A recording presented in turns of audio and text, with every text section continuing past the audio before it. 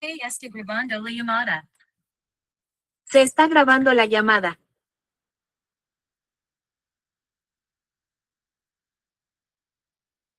Esto es un grupo 2.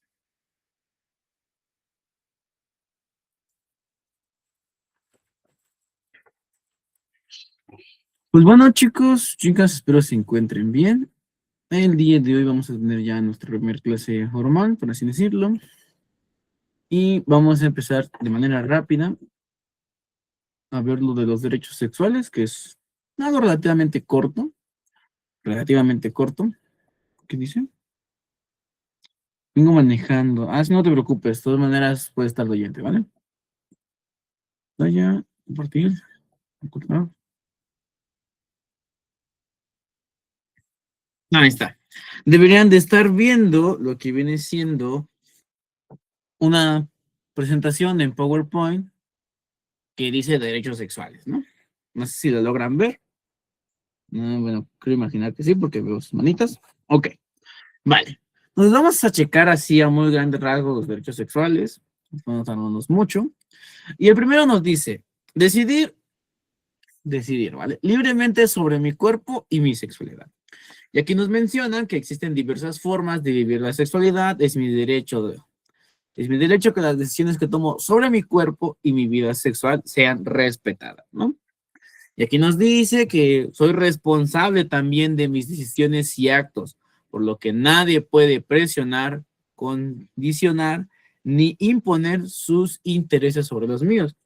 Aquí algo que nos está dando a entender, pues es básicamente de que sí tienes la libertad de decidir qué hacer con tu cuerpo, con tu sexualidad, pero también debes de comprender que hay consecuencias sobre las mismas, ¿vale? Siguiente, nos habla 2 de ejercer y disfrutar mi vida sexual. Nos dice aquí que es mi derecho a vivir cualquier experiencia sexual o erótica que yo elija, siempre que sea lícita como parte de mi vida emocional y sexual plena, saludable. Además, puedo decidir libremente con quién compartir mi vida, mi sexualidad, emociones y afecto. Y aquí nos dice que nadie debe discriminarme, inducirme al remordimiento o castigarme por realizar o no actividades relacionadas con el disfrute de mi cuerpo y de mi vida sexual.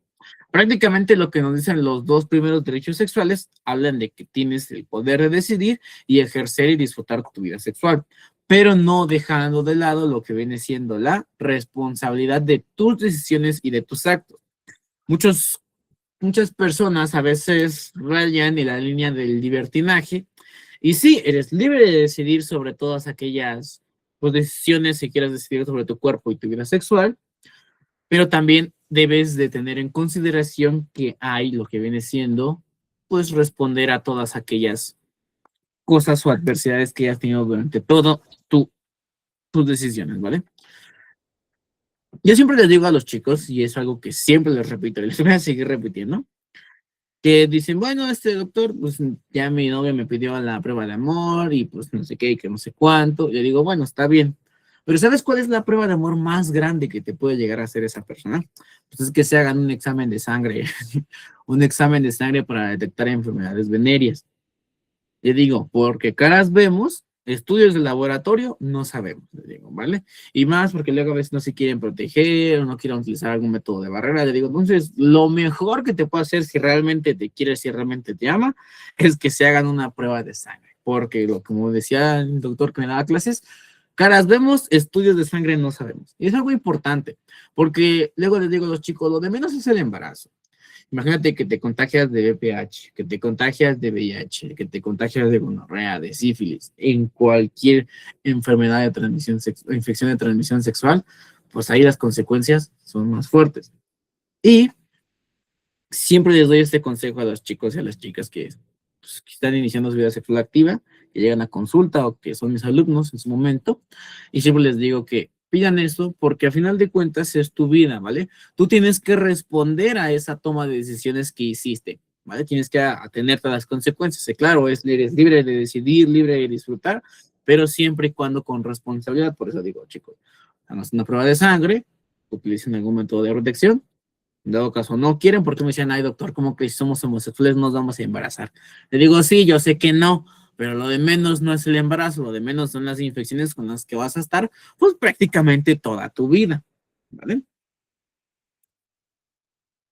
Aquí nos dice el derecho número 3, que nos habla principalmente de manifestar mis afectos, y nos dice que es mi derecho a ejercer mis libertades individuales, de expresión, manifestación, reunión e identidad sexual y cultural, ¿vale? Entonces prácticamente aquí nos habla de que sí, pues eres libre de manifestar tus afectos, y el 4 nos dice una vida libre de torturas o tratos inhumanos o crueles. Y nos dice aquí que es mi derecho no ser sometida a tratos como prácticas tradicionales dañinas, esterilización forzada, anticoncepción o abortos forzados y otras formas de tratos inhumanos o degradantes por motivos relacionados con mi sexo, género, orientación sexual, identidad y expresión de género.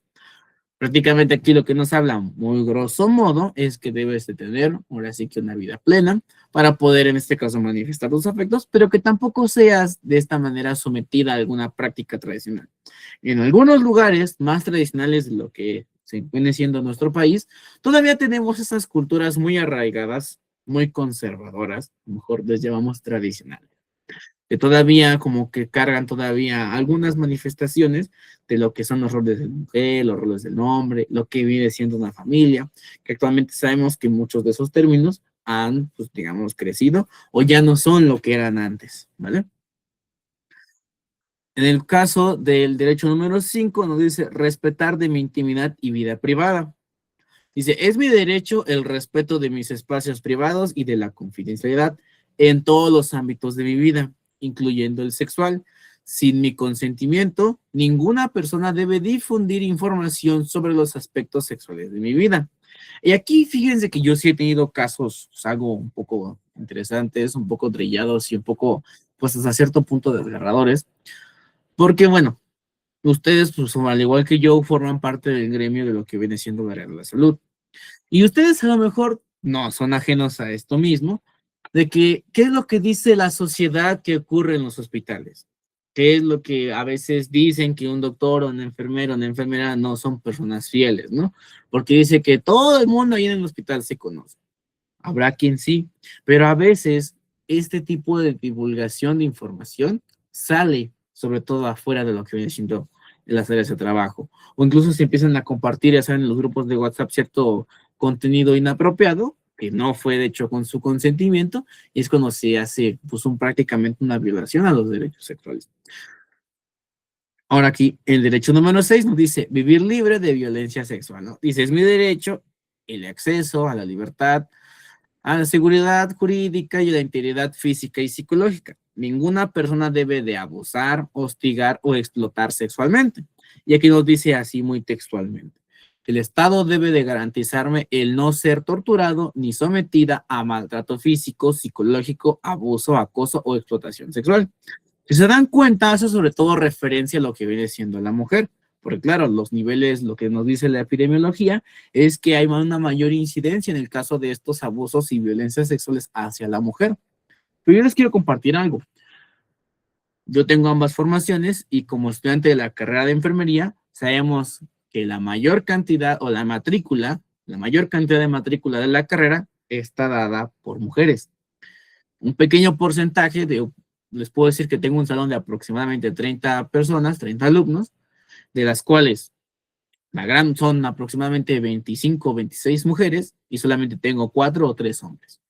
Entonces, a veces yo les digo a los chicos, el hostigamiento, la tortura, también, o el acoso, también existe del hombre hacia la mujer, ¿vale? Que claro, la epidemiología y las estadísticas nos dicen que se dirige más al abuso de las mujeres, pero también esos comportamientos existen. Y lo que les digo a los chicos es que ustedes también deben de llegar a reportarlo, al igual que con las mujeres. Ahora, aquí hay un trato un poco interesante, porque yo cuando era estudiante todavía de la carrera de enfermería, y me tocaba ir a mí, ya saben, a que me colocaran la vacuna porque tenía que ir a campo clínico, o simplemente ya me tocaba la vacuna de la influenza estacional en ese momento,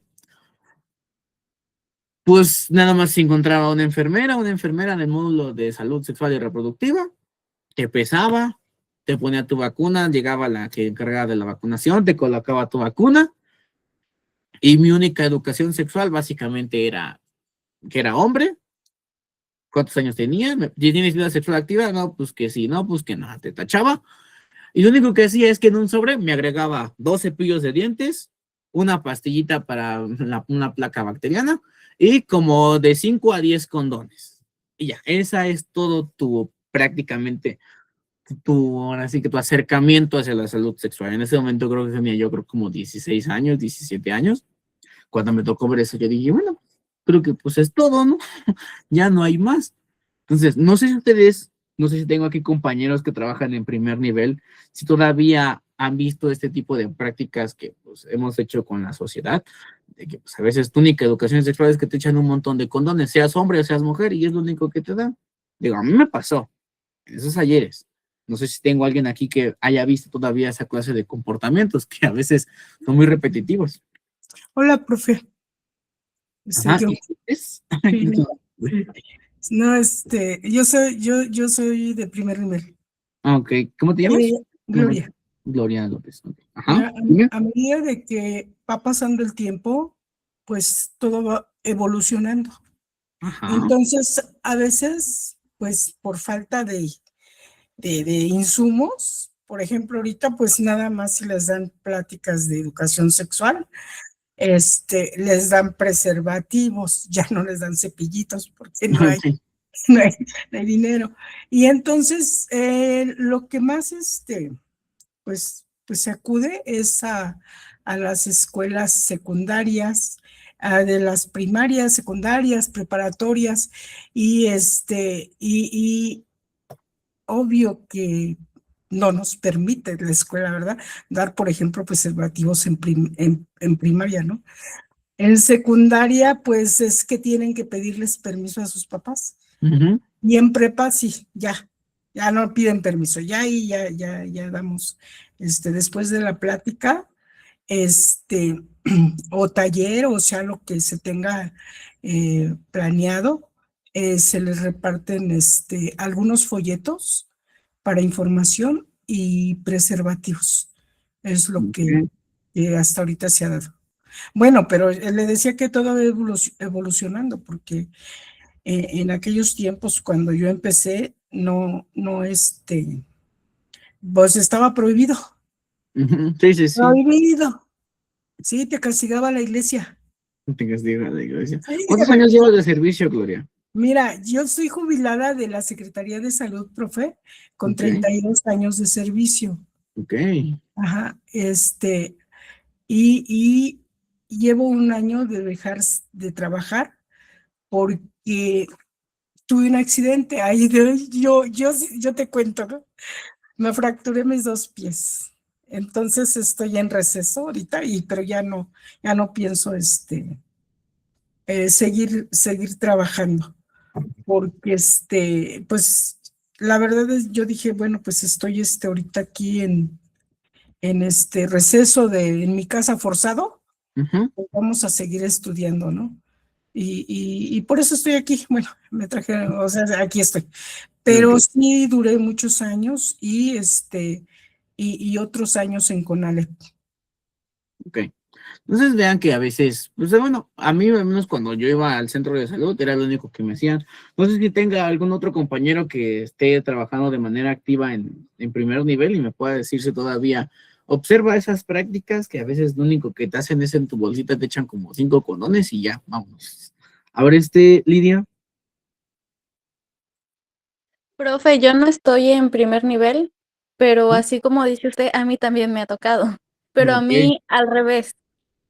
Este, bueno, yo me he dado cuenta que a las mujeres no nos dan preservativos, usualmente se los dan a los hombres. Ujú. Y no les dicen nada, o sea, nada más se los echan ahí. Sí, Y a no, nosotros pues a veces sí. nada más nos ponen ahí nuestro cepillito de dientes y no nos dan preservativos y tampoco nos dicen nada.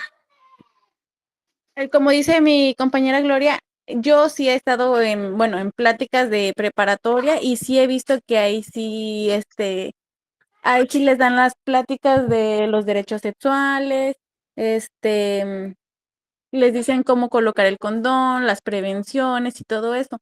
pero realmente cuando vas a una clínica o así, pues o a consulta, pues no, nada más te dan tu cepillito o, bueno, a las mujeres, porque le digo, a mí no me ha tocado que me den preservativos, Ujú, y a los hombres sí me ha tocado porque yo tengo pareja, tengo esposo, y ujú. a él sí le dan, pero pues a nosotras no nos dan. Ok, vale, entonces, pues hay un pequeño dilema con respecto a esto, porque en teoría tendrían que darnos una plática de orientación, ¿no? Siendo pues ya alguien, por ejemplo, uno que ya pertenece al área de la salud, pues como que ya no es tan viable, pero imagínense que fuera una persona que fuera completamente ajena a todo respecto al área de la salud, respecto a la atención de primer nivel, o sea, una persona que no tenga conocimientos previos sobre lo que es una práctica de riesgo, entre otras cosas, ¿vale? Entonces, vamos a seguir avanzando. Otra de las cosas, sobre todo, que he logrado ver en lo que viene siendo, sobre todo cuando me tocó hacer prácticas allá por Chiapas, no con el nombre del pueblito, ahora decía, libertad reproductiva. Dice, como mujer es mi derecho decidir tener o no hijos, cuántos, cuándo y con quién, de acuerdo con mis deseos y necesidades. El Estado debe respetar y apoyar mis decisiones sobre mi vida reproductiva, brindándome la información, los servicios de salud que se requieran, haciendo efectivo mi derecho a la confidencialidad.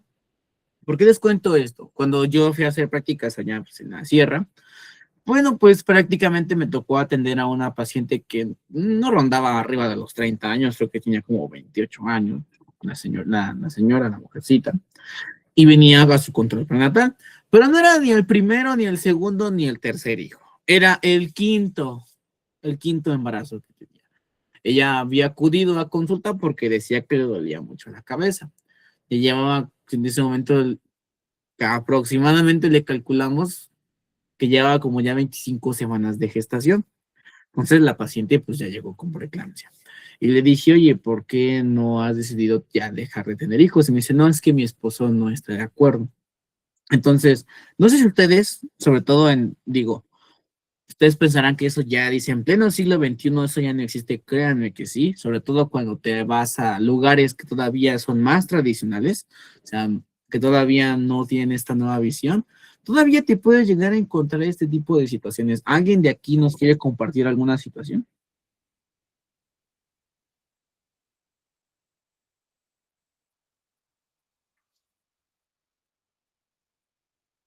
¿O nadie tiene una experiencia así? Profe, yo le puedo comentar, pero pues de hace varios años, Ujú. que cuando empezamos a donar los métodos de planificación familiar, ejemplo, la gente se escondía, ¿En serio? y las señoras, y llegábamos y decían, y ya les explicabas, o sea, sus pros y sus contras, pues más pros que tiene el planificar.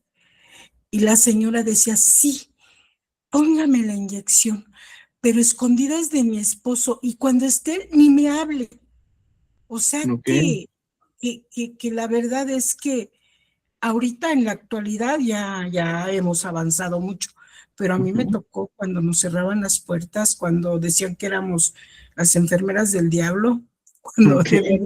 de verdad, porque más en el Estado de México, porque aquí hay gente de todos lados, de provincia, Ujú. de todos lados, entonces sí nos encontrábamos con muchos tabúes todavía, su iglesia, o sea, todo eso que frenaban en gran manera el trabajo de la salud.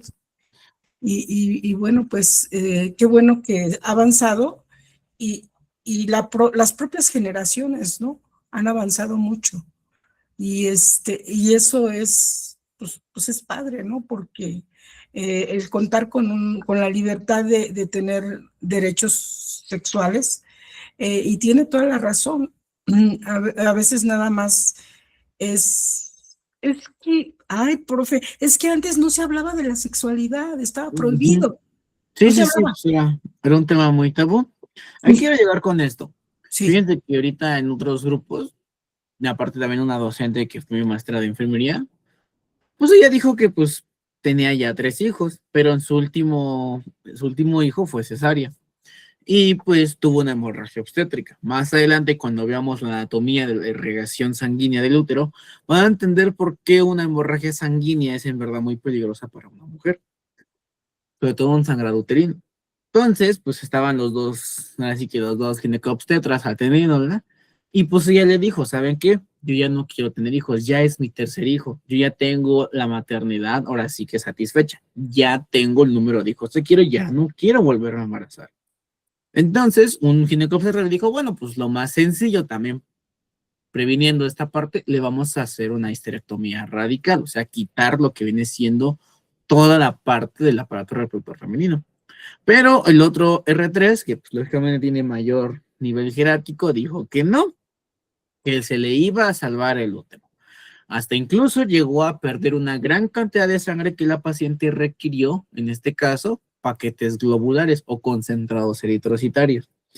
Díganme, ¿qué necesidad había de hacer eso si la paciente ya tiene maternidad satisfactoria, o sea, que ya tiene el número de hijos que quería tener, que más aparte ya estaban en este momento, pues en sintonía con su pareja, que iba a ser el último, pero ¿qué hubo aquí en este caso que un doctor no quiso hacer el retiro del mismo y más aparte, pues hizo pues, una práctica que no debía de haber hecho?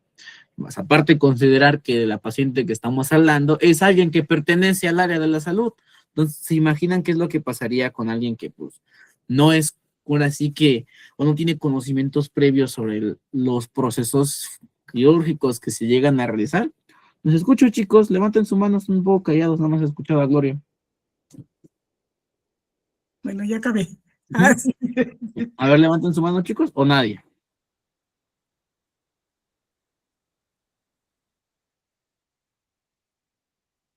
A ver, Jaime.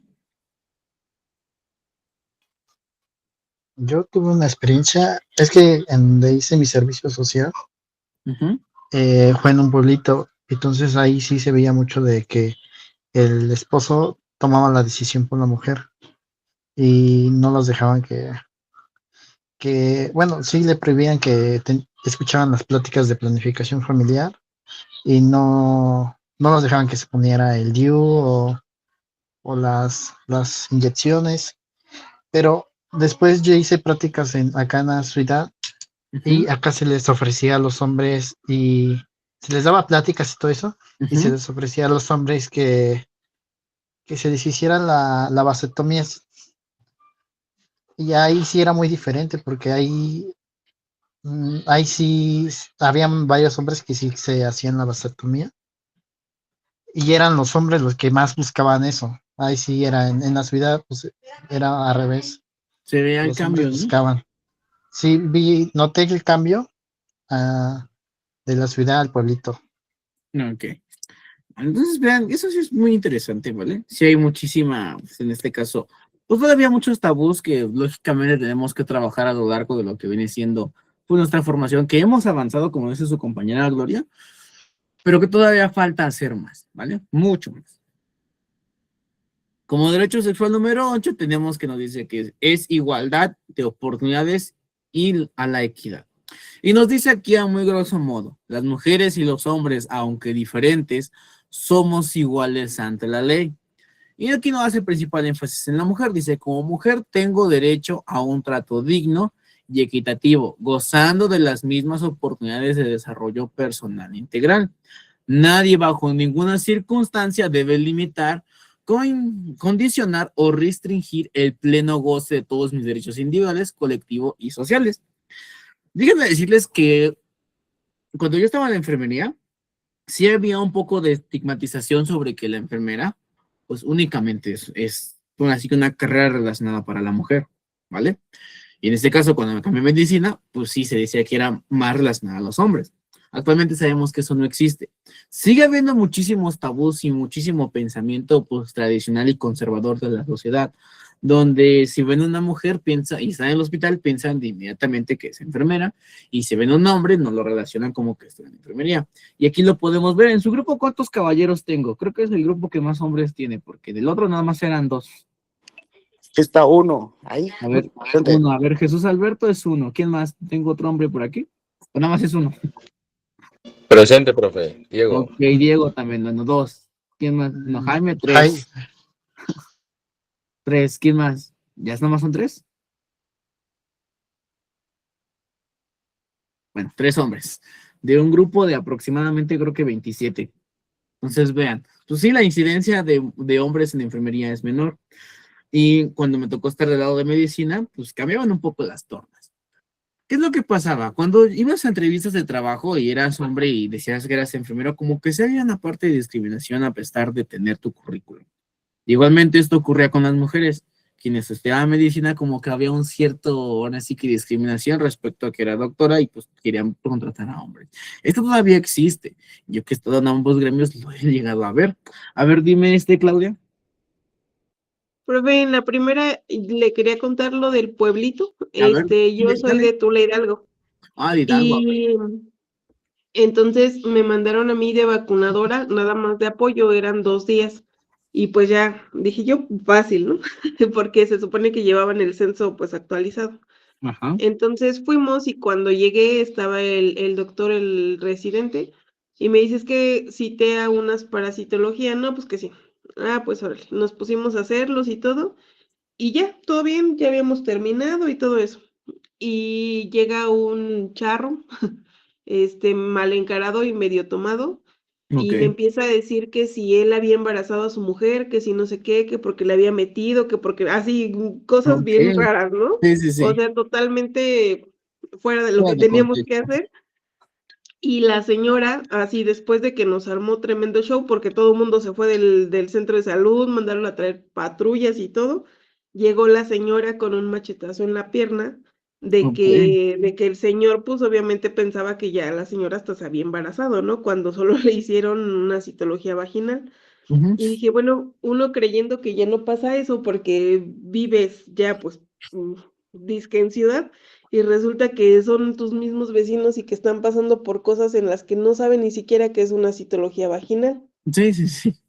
Y en la segunda, en el hospital, yo trabajo en el hospital de Pemex de aquí de Hidalgo, Ok. y a mis compañeros que hacían sus prácticas para estar como enfermeros o como asistentes de enfermería, Ujú. les pedían como reglamento, profesor, que dijeran que eran gays o que Ah, eran sí. así para que pudieran aplicar en un examen en el que cualquiera podría, pues, Sí, sí, aplicar sí. literal.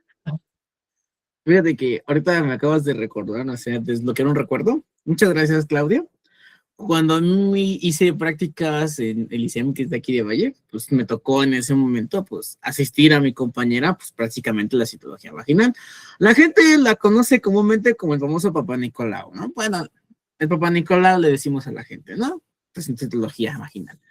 Entonces, en ese momento nada más estaba mi compañera, la de base, un amigo y yo. Y se fue la compañera. O sea, nada más nos quedamos 2 hombres haciendo citologías vaginales. Híjole, yo, ¿qué vamos a hacer? No, yo dije, ¿no? ¿Qué hacemos, no? Llega otro compañero que pues, ya llevaba pues, unos años trabajando ahí y nos dice, ¿saben qué es lo que tienen que hacer para que las señoras y las chicas se dejen y no tengan miedo de pasar? Digan que son pareja. ¿Y yo qué? Dice, sí, digan que son de la comunidad. Y ahí nos ves improvisando de la manera más, ¿cómo decirlo? Más sobreactuada posible, pero de esa manera sí evitábamos el tabú. Créanme que esto todavía existe. A mí me pasó en ese momento y pues hacía algunas señoras se nos quedaban viendo raro, pero ya pasaba, ¿no? Obviamente era con una máscara, pero vean, no sabía eso del contrato. Y en serio venía en el contrato así textualmente que tenías que decir que era homosexual o era nada más así por encimita. Entonces, de Claudia. Mande, profe, no lo escuché, perdón. Que cuando contrataban ahí en Pemex, o sea, Pemex, ¿no? Una empresa que tú dices, uff, Pemex, ¿no? No debe de existir nada de desigualdad o de Pero ¿qué cree que hasta estigmatización. las mismas jefas y todos ellos era como la recomendación para que hicieran? Y por decir, yo me acuerdo mucho que yo cuando pues estaba chiquita, cuando entré estaba chiquita, estaba apenas en el CETIS, yo estudié en un CETIS. Ujú. Y me acuerdo mucho que todas las señoras eran como santo Dios, ¿no? Así como bien persinadas, y Sí, sí, teníamos sí. una compañera que también era lesbiana, y a mí la jefa me llegó a decir, es que no te juntes con ella porque luego esas niñas se pegan y que no, así, y le avisó a todo mundo y así de, no. Y era de lo más triste. Creo que ahora el ambiente sigue siendo casi igual de pesado, pero Ujú. en general creo que ya pues la mayoría tenemos información para poder defendernos, pero sí nos crean muchos estigmas como mujeres, o por decir que todas somos las segundas de los médicos y cosas Ujú. así, y cuando realmente nosotros estamos en pro de los valores y está súper feo. Sí, pues sí, mira, no sabía eso del contrato. Pero no, mira, Sí, tú te imaginarás, ¿no? ¿Mande? maestro, ¿me permite hacer un comentario? Sí, a ver, dale, Gloria. Mire, aún, o sea, bueno, para todos, ¿verdad? Aún todavía, maestro, Ujú. se resiste las personas para hacerse un Papá Nicolau. ¿Por qué?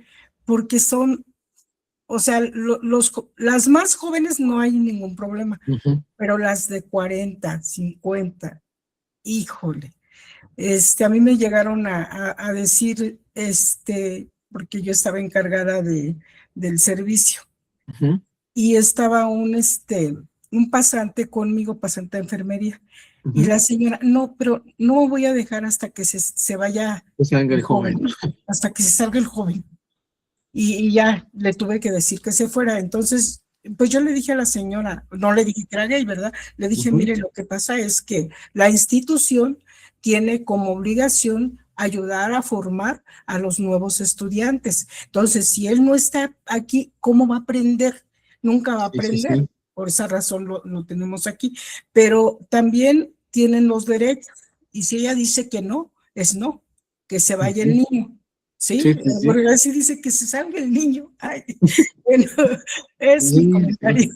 Gracias. Nada, nada, al contrario. A ver, Isabel, ¿qué nos quieres compartir?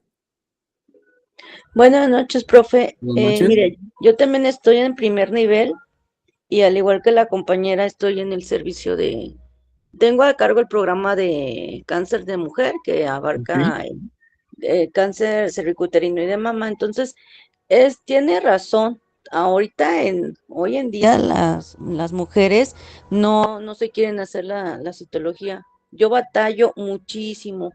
Ando detrás de ellas cada que van a consulta, les hablo por teléfono y no quieren hacérselo. En mi unidad, cuando yo llegué, había dos compañeros.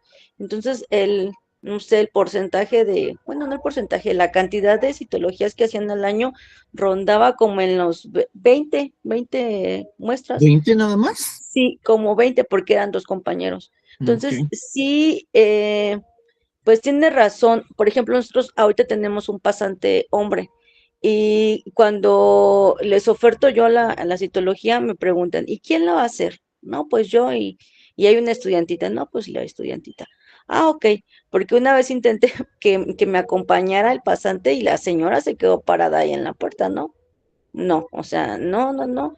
Todavía hay, siento yo que pues no sé si tabú, pero sí cuesta mucho trabajo y es respetable, ¿no? Nosotros no Ujú. estamos para juzgar, estamos para educar, este, pero cuesta todavía mucho trabajo. O sea, a mí sí me parece increíble pues que por pena, a veces pues desinformación también, ¿no? Nosotros le digo que estamos para educar, pero cuesta mucho trabajo. Y si encima, por ejemplo, pues ven que hay chicos ahí trabajando, pues menos, ¿no? Son muy celosas de su intimidad, de su privacidad, entonces no quieren. A mí se me complica mucho, la verdad. Ujú. Entonces, pues se respeta lo que las pacientitas luego no quieran entrar con los compañeros. Sí, fíjate que eso sí pasa mucho. Muchísimas gracias por tu participación, Isabel. Pero vean que todavía, a pesar de que digamos, no, pues ya estamos en la ciudad, ya estamos en un lugar pues de mayor modernidad, todavía eso sigue pasando, siguen habiendo todavía muchísimos estigmas respecto pues a cómo se van a realizar este tipo de procedimientos que son desde primer nivel. Entonces, pues vean que eso todavía No, existe y yo lo viví, o sea, nadie me lo va a contar, yo lo viví también. sí, ¿Vale? maestro, Ya. perdón, Ajá, por dígame. eso las estadísticas siguen, pues casi igual, ¿no? Porque seguimos teniendo muertes por cáncer cérvico-uterino. Ujú. Y decimos, bueno, pero ¿por qué se muere la gente? Si es gratis, no les cuesta, pues por lo que Le voy a hacer un comentario que me hizo una señora, Ujú, de verdad, y lo respeto, ¿no? No sé, ahorita en la actualidad se usa espejo vaginal ya ujú, como desechable, ¿no? De plástico, pero antes era de metal, ujú. no sé si se acuerdan, que había que esterilizarlo Sí, y sí, para sí, todo un volver. procedimiento. Y ya le dije a una señora, le dije, bueno, señora, entonces, pues es que está bien, mire, ya le expliqué todo el proceso y me dice, así le voy a decir, profe, porque así me dijo, A no, ver. señorita, es que a mí nunca me lo han metido de fierro.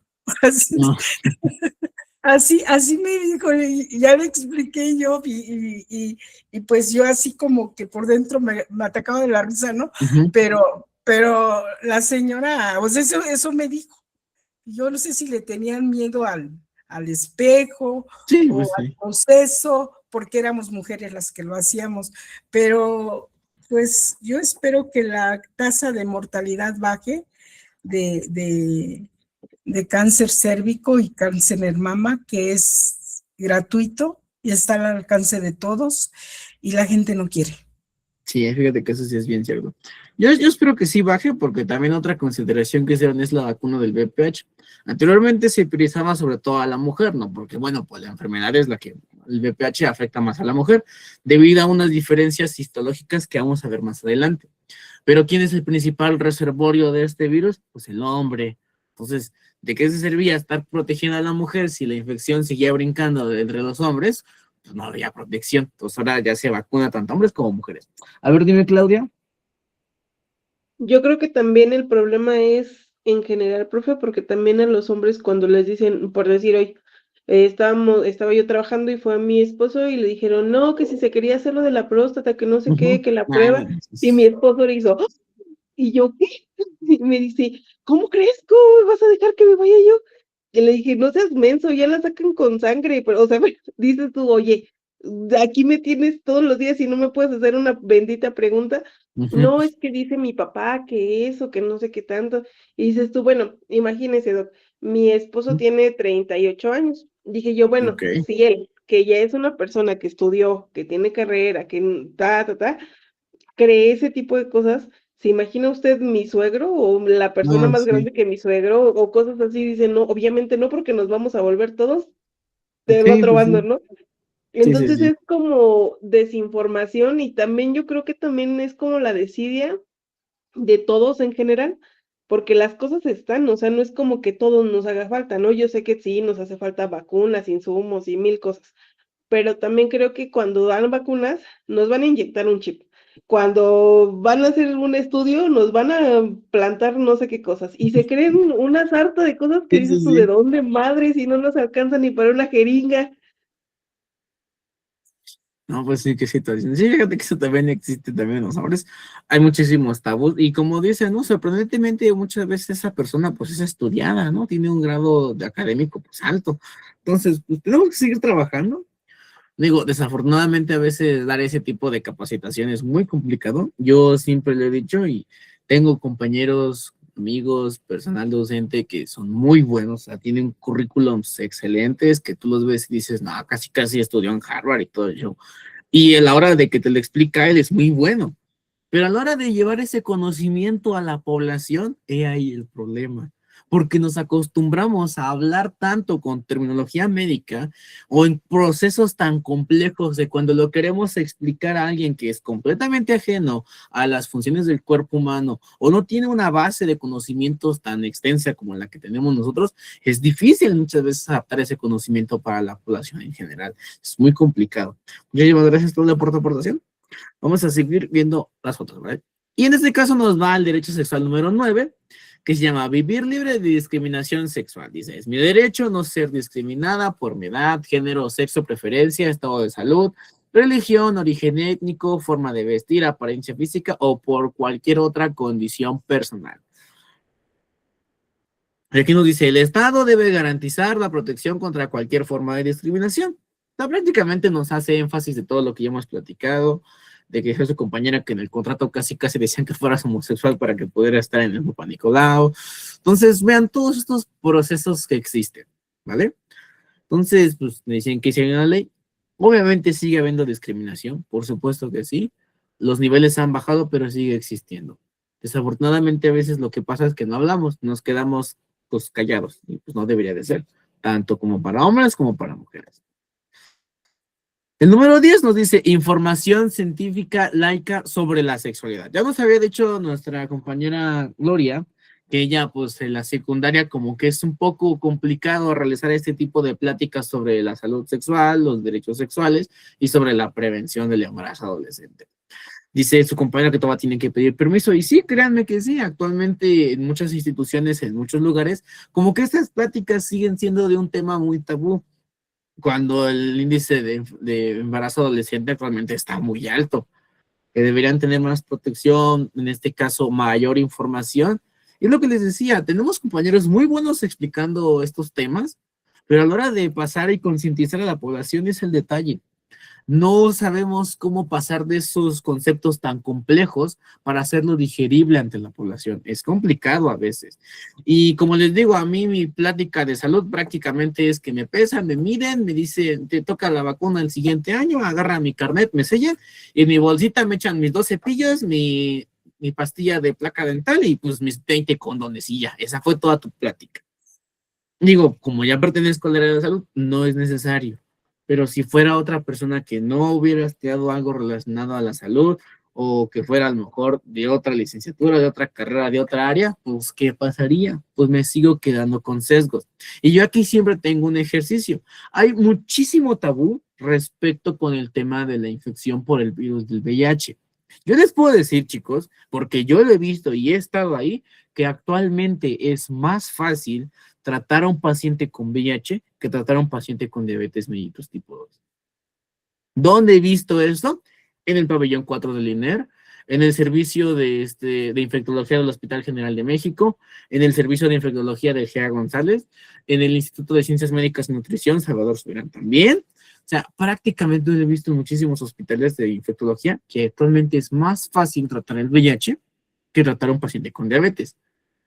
Decían los infectólogos de aquella época, no, pues cuando empezó la pandemia del VIH, pues un paciente llegaba a tomar hasta 20 pastillas al día. Actualmente un paciente nada más una tableta, y en algunas instituciones de Estados Unidos hasta cada tercer día una tableta. Los antirretrovirales han avanzado bastante, hasta incluso tenemos pacientes que llegan a tener su carga viral tan baja que son indetectables e intransmisibles. Por lo tanto, ¿qué significa? Que el paciente puede llegar a tener relaciones sexuales sin protección y no puede contagiar a su pareja. Esto créanme que existe, pero desafortunadamente a veces la información que te brindan las escuelas o que te brindan la universidad, incluso en el propio hospital, a menos de que vayas con alguien que realmente conozca el tema, es que la infección de VIH que te enseñan es el SIDA. ¿Vale? Y ahora sí que el SIDA es prácticamente una fase de la enfermedad, cuando tu conteo de CD4 está extremadamente bajo y estás completamente inmunodeprimido. ¿Alguien conocía esto acerca de la historia del VIH y que actualmente es muy sencillo controlarlo? Incluso es gratuito, los antirretrovirales, pues son gratuitos aquí en México. El tratamiento antirretroviral me parece que a partir del año 2000 comenzó a ser gratuito para todas las personas derechohabientes en el IMSS. ¿Alguien conocía esta historia? ¿O todos nos quedamos con lo mismo de que el VIH pues, te mata y todo el show? No, yo por ejemplo, sí, profesor, me tocó ver cómo fue avanzando la forma del desarrollo del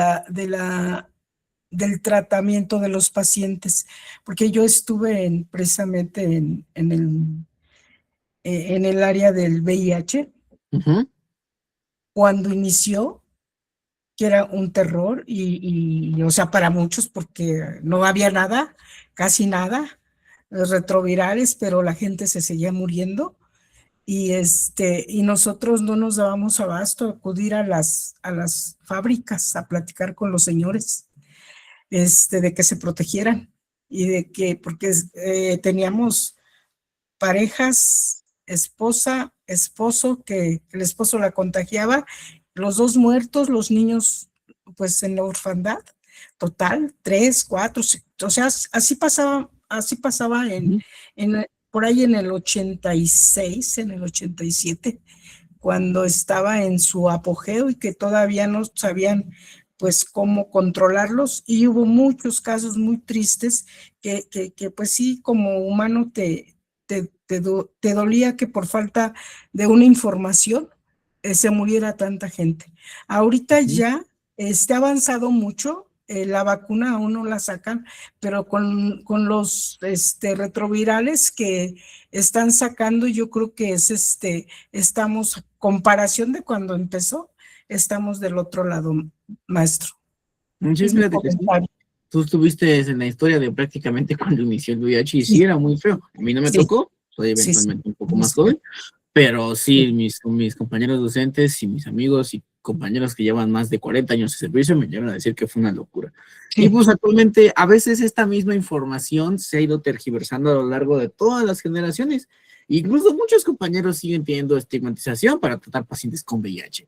Yo les puedo decir, bueno, a lo mejor al principio sí ten más precaución porque no tienes estudios de laboratorio. Pero una vez que te dan tu informe y te dicen que es indetectable e intransmisible, prácticamente no hay riesgo para que te contagies. Entonces, vean todo lo que ha avanzado. Pero aún esta información de el VIH que nos han enseñado durante toda mi vida y que durante mi formación como enfermería sí me enseñaron, que no fue hasta cuando llegué al hospital y lo vi con mis propios ojos que me di cuenta, pues no me enseñaron prácticamente nada actualizado. Me quedé con lo de hace como si tuvieran los años 80. A ver, dime, Jaime. Profe, yo tengo una duda. Ujú, ¿Una persona con VIH que ujú. sea indetectable puede transfundir sangre o de plano no? No, con ellos no, porque están inmunodeprimidos. A final de cuentas, recuérdate que en la sangre no únicamente hay eritrocitos, también hay el plasma y también hay involucra proteínas, entre las cuales se encuentran las globulinas y las inmunoglobulinas. Un pequeño porcentaje de esa sangre es 1% son linfocitos, son leucocitos, o sea, glóbulos blancos. No están, digamos, todavía capacitados porque siguen teniendo el virus. Entonces, así sí se podría, digamos, la sangre no sería viable para una buena terapia para las personas, porque la sangre ya no tiene las propiedades fisiológicas que debe tener. No sé si respondí tu duda. Sí, sí, gracias. ¿Sí? ¿Alguien más tenía su manita levantada? Creo que era una... ¿Ah, era Rosa? Yo, maestro, buenas noches. Buenas noches. Maestro, a mí, afortunadamente, pues me ha tocado una gran historia de todo lo que se está hablando en el tema. A mí me tocó antes de que el VIH llegara aquí a México, apenas se hablaba, me acuerdo que en un curso en el Hospital Juárez de México, antes de que se cayera, el que está en Pino Suárez. Sí, lo conozco. Me acuerdo muy bien que ahí nos dieron una plática donde se hablaba del VIH, apenas como lo que se iba a proyectar en el futuro, ¿no? Y pues a través de la profesión de enfermería, pues pude ver la evolución de este problema. Y ahora puedo decir a la fecha que aún con el personal de enfermería, de salud, de los médicos y de todas nuestras áreas profesionales en el hospital, aún sigue habiendo problemas con esa situación porque desgraciadamente el conocimiento está ahí y ahora que lo tenemos por todos lados, toda esta información, hay muchos cursos, mucha formación, no como antes, pero puedo visualizar que ahora no podemos decir que no hay información. O sea, ahora tenemos información por todos lados. Tú googleas y te sale lo que tú quieres, buscas revistas científicas, buscas de todo. Y aún así hay mucho problema, maestro. Yo quiero comentar un caso importante, sobre todo porque, pues en el grupo hay muchos chicos jóvenes, la verdad, ¿no? Y este caso de una chica que estaba en urgencias del hospital de Troncoso, muy jovencita, muy guapa, muy, pues le hicieron la prueba y salió pues con el positivo a VIH. Y ella salió con una mentalidad, maestro, en verdad terrible, terrible de odio, de venganza y de ella, según dice que se había contagiado en una central camionera con los conductores de ahí. Pero su mentalidad, yo la canalicé a trabajo social, a psicología, psiquiatría, porque pues era un problema muy fuerte, porque nosotros como profesionales de la salud, nosotros tenemos mucha obligación y responsabilidad con nuestra profesión, porque tenemos que canalizar la situación que se está viviendo, pues ahora sí, a la especialidad que se requiere, porque esa chica, pues en nuestras hojas de enfermería, pues ahí es un documento legal donde uno tiene que plasmar todo lo que tiene el paciente a nivel biopsicosocial del paciente, el entorno y todo. Y esa chica, mire, jovencita, muy bonita, o sea, que cualquier persona que está allá afuera cae, ¿sí? O sea, hay que hablar. Entonces la mentalidad de ella dijo, si me infectaron, ahora voy a salir a hacer un desastre. Me las van a pagar todas. Todos los de la central camionera, porque pues ella me imagino que había tenido, ahí se había contagiado, su mentalidad era vengarse, pero de la central y de todos los hombres, ¿sí? Entonces, persona que se le pasaba, mire, la canalicé, recuerdo bien que la canalicé a trabajo social, a psicología, a psiquiatría, pues para poder detener esa situación, ¿no? Pero no, salió con esa mentalidad. Ahora yo me pongo a pensar, una chica adolescente herida por esa situación y sale afuera al mundo, hace un contagiadero. Entonces ahí yo decía, sí, la enfermedad que se hablaba en un futuro con esa mentalidad tan adolorida, porque había un problema del paciente, ¿no? Muy fuerte, muy severo. Pues salió ni trabajo social, ni psiquiatría, ni nadie podía hacer algo por ese cuerpo, por esa situación, por ese dolor, porque estamos hablando ahorita de responsabilidad sexual y estamos hablando de los derechos y de todo lo que hay, pero cuando existe una situación de alguien herido, esto sale fuera del alcance de la mano, ¿no? Entonces, ¿qué pasa? Ahora los jovencitos que ya no quieren usar condones, que le digo que hay un montón de información y derechos y de todo lo que se tiene, se ve a una persona allá afuera y cae, ¿sí? Y luego también en la consulta también tuve pacientes con problemas de condilomas, de sífilis, etcétera, ¿no? Entonces, estas personas salen afuera y hacen un contagiadero. Y es el problema de que no podemos evolucionar en esa parte porque hace falta mucha responsabilidad personal. Por mucho que nosotros digamos aquí, somos profesionales, hacemos esto, pero cuando la población o las mujeres o los hombres están heridos, conozco compañeros que fueron infectados por VIH por una violación en esas reuniones que se hacen en el hospital, que se va uno a la convivencia y eso, ahí el alcohol hizo de las suyas y esta persona infectó a otro compañero y el otro estaba en urgencias que estaba con intentos de suicidio porque lo habían infectado y el otro, o sea, son situaciones que abarca pues si hablamos de derechos y de responsabilidades, pero aún nos falta todavía mucho en ese aspecto. Este era el comentario que quería hacer. No, pues mira qué historia tan más interesante. Por eso yo siempre les digo a todos los chicos que ya van a iniciar vida sexual, y me dicen, no, doctor, es que ya me están pidiendo la prueba del amor, ¿no? Le digo, bueno, la prueba del amor es que te entregue prácticamente tu estudio de enfermedades venéreas. Le digo, si se hace este estudio y sale negativo, mira, no las dejes ir porque que te encuentres otra así va a ser bien difícil. Digo, yo siempre les digo, caras vemos, estudios de laboratorio no sabemos. Porque luego a veces eso pasa, ¿vale? Como bien lo dices, no hay responsabilidad por parte de la población y la única manera que a lo mejor no nos podemos frenar, pero sí disminuir la incidencia, es empezar a educar a la población a que no tenga prácticas de riesgo. Y es algo que yo siempre le digo a todos los chicos. ¿Hay otra manita levantada? Yo le quiero hacer un comentario, maestro. Ay, yo ya me aparé de aquí, pero es que mire, tuve muchos casos, pero en uno de ellos, efectivamente, se detectó a través de una bebé que nació, se le detectó VIH y fuimos a hacer la visita. Y nos prohibieron, así como le comento, sea para todos, en aquel tiempo, bajo pena de ley, así nos lo dijeron, tenemos que llegar sin uniforme a hacer la visita. íbamos 2 enfermeras y un médico.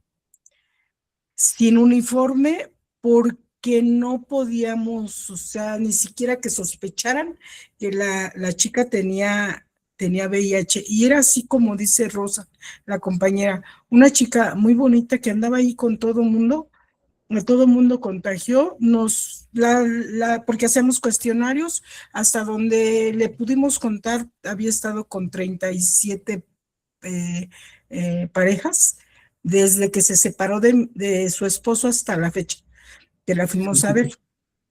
Y así tenía la mentalidad igual, maestro. Decía, porque le hicimos mucho hincapié porque ella rentaba un cuartito y dice que el señor, el dueño, luego iba y pues ahí se cobraba con el cuerpo, ¿no? Pero luego le dijimos, no puedes tener relaciones sexuales sin preservativo, porque la descarga o sea, si te vuelven a recontagiar ahora sí, la descarga es mayor y te vas a enfermar más. Y entonces, cuando fuimos a hacer otra visita, decía la chica, o sea, me le quedé viendo, ¿no has tenido relaciones? Y se me queda viendo, dice, bueno, sí. Le dije, ¿y con quién? Pues con el señor de la casa. Dice, es que me vino a cobrar. Le dije, ¿pero tú usaste el preservativo? No. Y así, maestro, así me dijo, no. Cuando llegó y me tumbó a la cama, yo dije, chíngate por pendejo. O sea, ella ya sabía que le estaba haciendo y ya lo hacía con conciencia de contagiarlo por venganza, ¿no? Pero también el señor llegaba y la tumbaba en la cama. Y luego el señor contagió a su esposa que acababa de tener un bebé. Bueno, un contagiadero, como dice la compañera Rosa, pero a nosotros sí nos prohibían ir a hacer las visitas con uniforme, maestro. Y yo era algo contradictorio, porque, bueno, no acuérdese, porque usted todavía ni nacía, pero en los años, o sea, en aquellos donde azotaba lo que era la gonorrea y la sífilis en los 60s, por ahí así. Sí. Entonces sacan la ley donde te dicen que te debes de hacer un estudio de laboratorio, el BDRLH, ¿sí? Antes de casarse, obligatorio. Y yo les decía, qué contradictorio, que hoy que realmente te lo tienes que hacer, el gobierno, o sea, no saque que es obligatorio que te presenten una prueba de VIH positiva o negativa. Pero así estamos, o sea, y todavía a la fecha se practica, si se va a casar la gente, pero son las que se pueden controlar, las que se pueden curar, pero las que te amenazan de muerte, no hay. Pero sí, fíjate qué historias tan interesantes tienen ustedes. Prácticamente estuvieron en la historia del apogeo y ahorita pues lo que viene siendo el avance del tratamiento contra el VIH, y pues todo eso se relaciona con los derechos sexuales.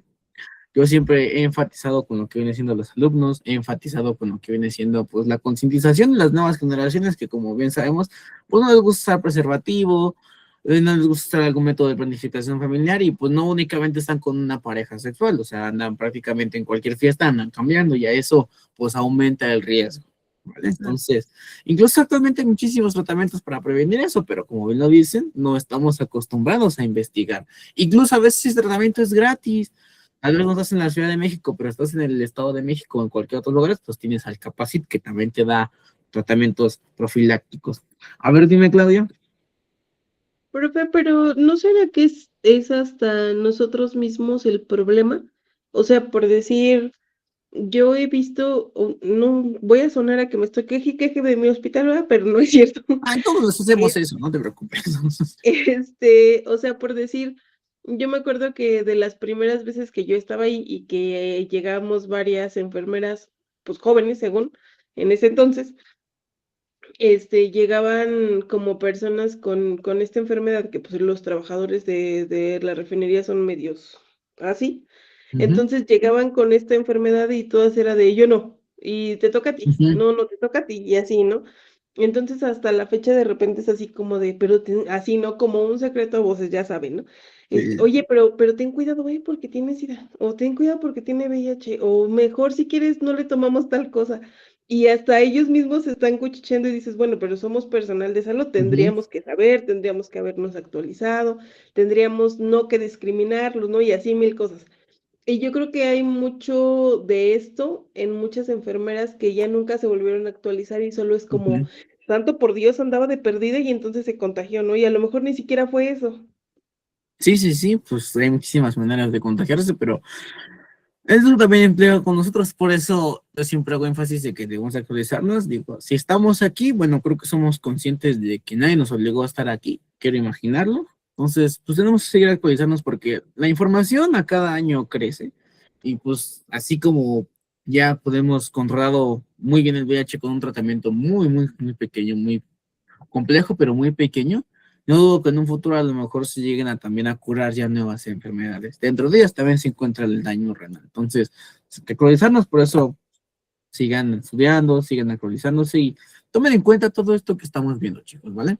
Estudiar es lo único que nosotros tenemos que tener, ¿vale? Porque muchas veces nos seguimos quedando con la información que nos dieron hace ya unos 5, 7, 9 años. Y pues lógicamente en un año pasan muchísimas cosas. Entonces, tenemos que actualizarnos todos, ¿vale? Por eso hay que certificarse. Por último, tenemos el número 11, que nos habla de la educación sexual, que ya más o menos estuvimos checando esta parte, que es sobre fomentar la toma de decisiones y libre y sobre todo que esté el personal bien informado y también las personas, ¿vale? 12, servicios de salud sexual y reproductiva. Dice que es mi derecho recibir los servicios de salud sexual gratuitos, oportunos, confidenciales, que híjole, a veces esto es bien complejo porque nos andamos escuchando como dice su compañera, y de calidad. El personal de salud pública no debe negarme la información o atención bajo ninguna condición ni prejuicio. Es muy complicado porque todos esos prejuicios debido a que no nos hemos actualizado, pues sigue existiendo, ¿vale? Muy bien. Ya acabamos de ver la parte de los derechos sexuales, hubo historias muy interesantes. Ya terminamos el modo fácil, ahora sí ya viene lo un poquito más complejo. Ok, quiero que ustedes me digan qué conocen del ciclo menstrual. Quiero una manita que me diga, ah, sabe que yo conozco esto y hasta aquí me quedo, ¿vale? ¿Quién me dice? Ahora sí ya vamos a ver hormonas, ya vamos a hablar de fisiología, ahora sí ya. A ver, ¿quién me dice? Yo conozco esto del ciclo menstrual y hasta ahí me quedo. A ver, Claudia, ¿tiene su manita levantada? Es que no lo había bajado, profe, perdón. No, ok, bueno. ¿Alguien más?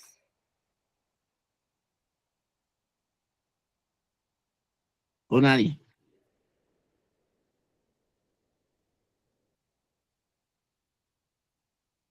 ¿En serio nadie? ¿Nadie en serio conoce nada de esto? No me digan que no. A ver, Arely Flores. Hola, profe. Ujú. Pues se conoce como un proceso natural en la mujer que generalmente llega cada 28 días, 24 días, dependiendo, en el que el cuerpo pues se prepara el útero para poder pues dar un embarazo, liberando óvulos y descamando eh, revestimientos del uterino. Ok, bueno, pues ahí vamos más o menos. Muy bien, muchas gracias, Arely. Y una vez está a punto. A ver, creo que todos aquí ya vieron fisiología, ¿no? O creo que tenemos las generalidades. A ver, Rosa, dime qué nos quieres compartir.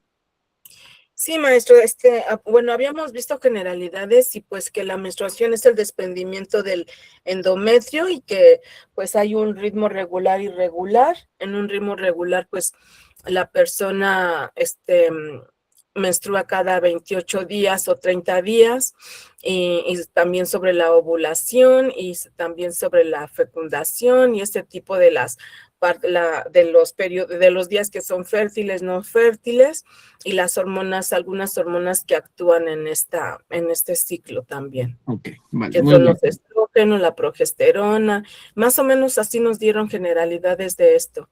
Las capas del endometrio y las partes, la matriz, los óvulos, los ovarios, los óvulos y las 3 capas del útero y aparte también del canal vaginal, del cérvix, etcétera. Eso fue lo que en general nos dieron en el curso anterior. Ok, vale, les hago esta pregunta. ¿Por qué? Prácticamente ver ciclo menstrual también requiero saber qué es lo que saben para pues, poder enfatizarlo. Ahora, ya me dijeron lo que vieron en generales, que pues bueno, son generales, está bien. Vamos a ver que hay más capas, no solamente es endometrio, mimetrio y perimetrio, hay más capas aquí todavía, que son importantes. Pero ahora quiero que me digan, del sistema endocrino, ¿escucharon lo que es un sistema de retroalimentación? ¿O apenas es nuevo? ¿Ahora este, Rosa? Sí, se hablaron de algunas hormonas, pero muy regular. Del sistema endocrino, se hablaron los órganos diana, hacia dónde van las hormonas, pero fue muy general. No fue tan específico así de hecho, hicimos algunos esquemas de diferentes aparatos, pero en general, y también hicimos el del sistema endocrino, donde en esas imágenes poníamos a la hipófisis y hacia dónde iban las hormonas que producían en cada uno de los órganos blanco, pero hasta ahí, no fue Ok. tan específico. ¿No vieron lo que es un sistema de retroalimentación positivo o negativo? ¿Nada de eso? No. ¿No? Ok. Porque adivinen que en el ciclo menstrual hay dos de estos procesos, un sistema de retroalimentación negativa y un sistema de retroalimentación positiva. Entonces voy a darles una pequeña introducción a esto, ¿vale? Porque sí es muy importante. Vale, dejen pausa aquí. Me voy para acá. Ahora, todos deberían ya de estar bien, deberían estar viendo la otra pantalla donde les puedo rayar. ¿Ya todos vemos eso? Sí. Ahora, quiero que sepan ustedes, chicos, que todas las funciones que tiene tu cuerpo no únicamente van a estar ligadas al sistema nervioso central, sino también va a trabajar muy de la mano con lo que viene siendo el sistema endocrino. Prácticamente estos dos sistemas en conjunto se van a encargar de realizar todas las cosas que realiza tu cuerpo, desde el ciclo menstrual de la mujer, desde la digestión, desde la conciliación del sueño, desde la reproducción. Prácticamente para todo se va a ocupar sistema nervioso central y sistema endocrino, pero son completamente diferentes. Vamos a ver a muy grandes rasgos de qué se encarga cada uno. Bien, vamos a poner aquí sistema nervioso central y sistema endocrino. Sistema nervioso central va a hablar el idioma de los neurotransmisores o también conocidos como neuromoduladores, ¿vale?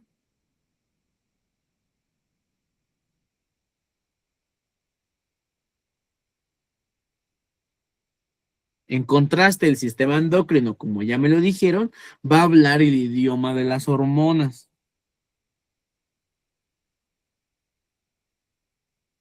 El sistema nervioso central, para poder mandar el estímulo, va a utilizar lo que viene siendo los nervios. En contraste, el sistema endocrino, para poder mandar los estímulos y las señales, va a utilizar el torrente sanguíneo, de ahí a que se llame sistema endocrino.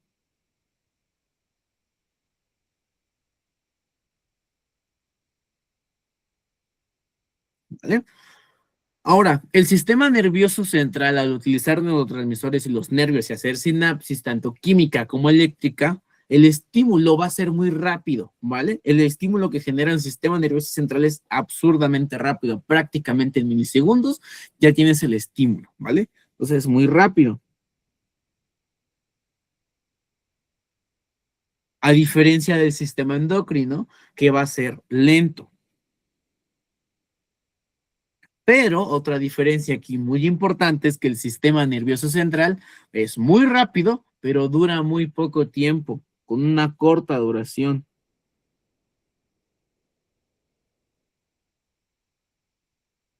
Y el sistema endocrino será lento, pero tiene una duración muy prolongada, o sea que dura mucho tiempo todo su estímulo.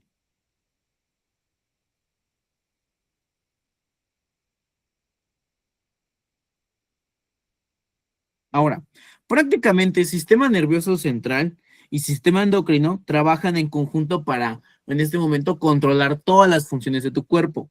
Pero, ¿qué es lo que pasa aquí? Tú requieres de un intermediario. Es como si, por ejemplo, es un país y este es otro país. Ambos requieren de mandarse diferentes estímulos, requieren hacer comercio. Pero si se dan cuenta, ambos países hablan un idioma completamente diferente, utilizan una vía de estímulo completamente diferente y también la duración del estímulo y también lo que viene siendo la transmisión del mismo. ¿De qué requerirán estos dos países como para poder entenderse? ¿De quién van a requerir? Es pregunta para ustedes, chicos. ¿De qué requieren esos dos países para poder comunicarse?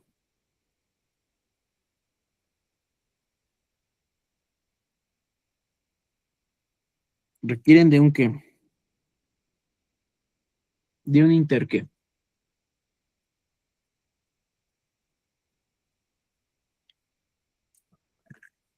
¿No, nadie da? Intermediario. Requieren de un intermediario. ¿Saben quién va a ser ese intermediario?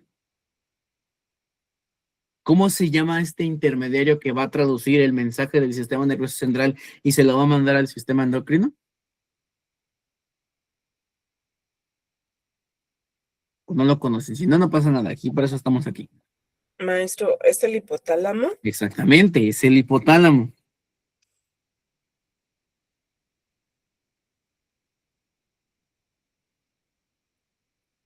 El hipotálamo es el intermediario de estos dos.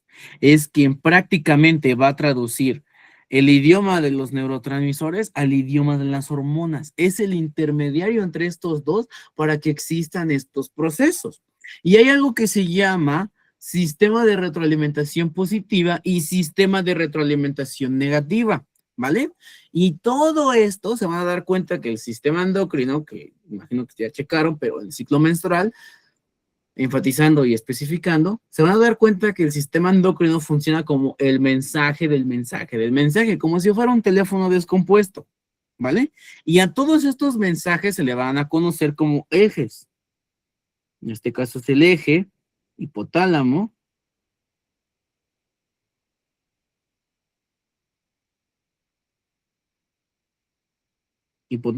hipofisiario,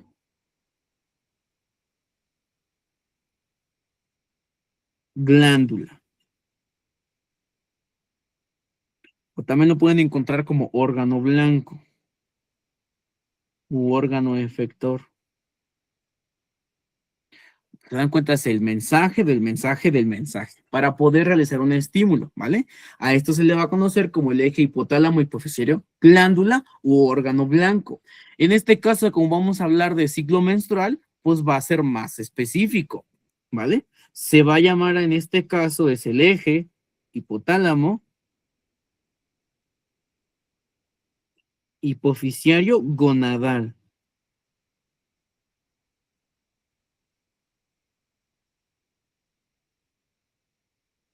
Y como estamos hablando en este caso de la mujer, pues en este caso lo podemos incluso llamar como eje hipotálamo hipofisiario ovárico. ¿Vale? Vamos a explicar qué es esto y cómo es que se genera el estímulo, ¿vale? Lo voy a poner aquí a un lado. Vamos a ver primeramente qué es un sistema de retroalimentación positiva, porque cuando yo les explique en el embarazo, en el parto, es un sistema de retroalimentación positiva. La lactancia materna es un sistema de retroalimentación positiva. Ah, bueno, pues vamos a explicar. Número uno, tú aquí tienes, con mucha imaginación, un cerebro.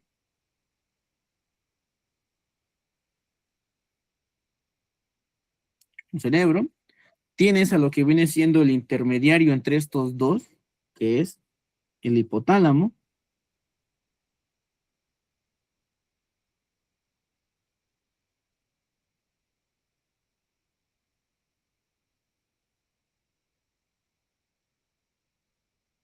Y, por supuesto, vas a tener a la hipófisis.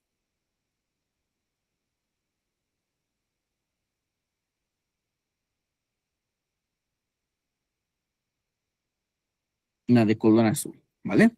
En este caso, se dan cuenta, el primer estímulo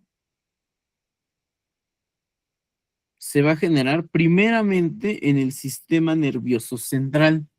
Este estímulo después va a llegar hacia el hipotálamo.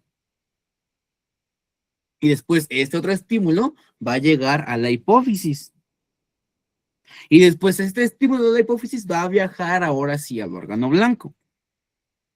Vamos primeramente a explicar uno de negativo que es más sencillo de comprender.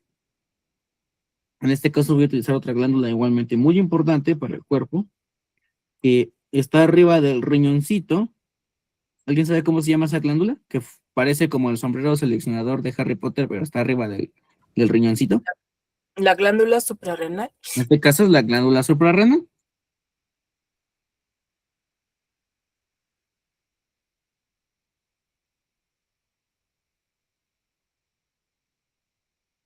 Si se dan cuenta, tú cuando recibes una emoción fuerte, a lo mejor no estudiaste para ese examen, te toca una guardia absolutamente pesada, te toca ese paciente que es un poco pesado, te toca hablar con tu jefe o cualquier situación que te ponga en alerta, vas a generar un estímulo de estrés.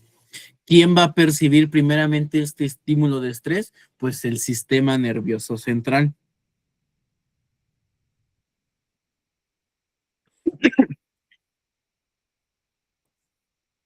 Tú ya detectaste que es un sistema de estrés, ¿vale? Ya no estudiaste para ese examen y lo tienes a la vuelta de la esquina.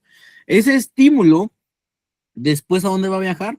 Al hipotálamo, porque el hipotálamo se va a encargar de traducir este mensaje del sistema nervioso central al sistema endocrino. El hipotálamo lo traduce y en este caso manda la señal ahora a la hipófisis. Y de la hipófisis, ahora sí va a mandarse el mensaje específicamente ¿a dónde? A la glándula suprarrenal. ¿Para qué? Para en este caso producir cortisol. ¿Vale? ¿Hasta aquí vamos bien? Sí. Vale. Ahora, ¿qué ocurre aquí? Pues este cortisol sale de la glándula suprarrenal, viaja a través del torrente sanguíneo y vuelve otra vez al sistema nervioso central.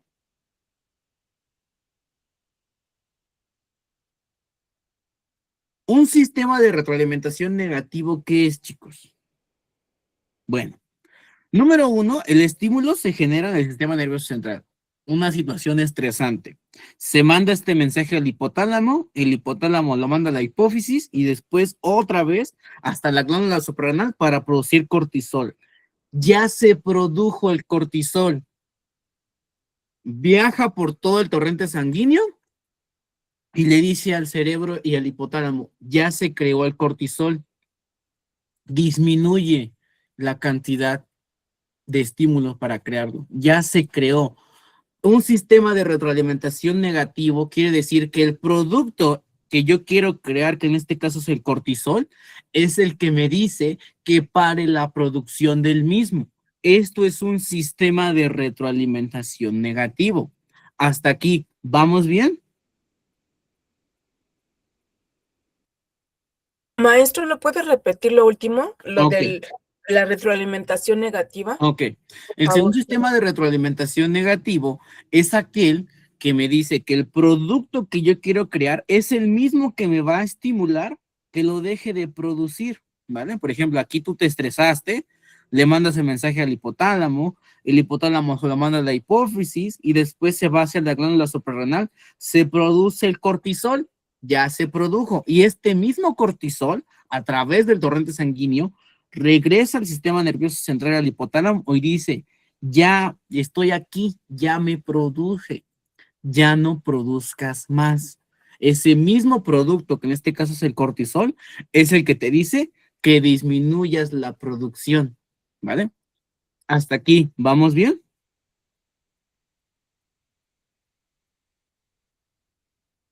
Maestro, entonces cuando ya se produjo el cortisol y ya para el estrés, entonces a eso se le llama retroalimentación negativa, cuando ya no se va a producir más. Exactamente, el mismo producto es el que te dice ya no produzcas más. ¿Vale? Ok.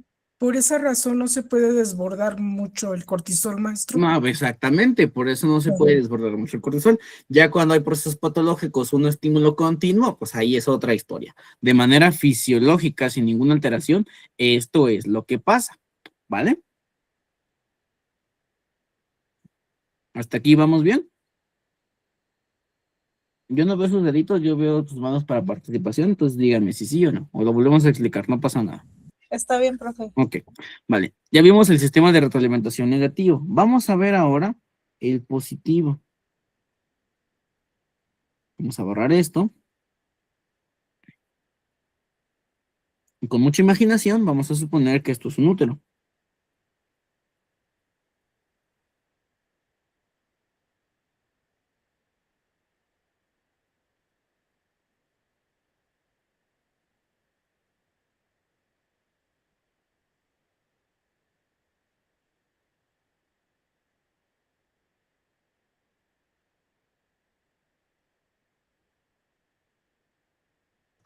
Vamos a poner el ejemplo de un parto, de que estamos hablando, ¿no? Que está la bendición adentro del útero.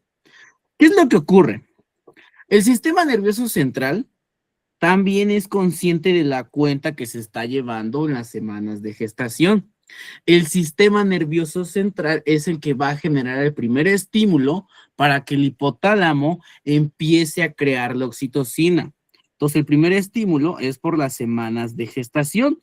Este mensaje se le manda después al hipotálamo y el hipotálamo es el encargado de sintetizar y de crear la oxitocina.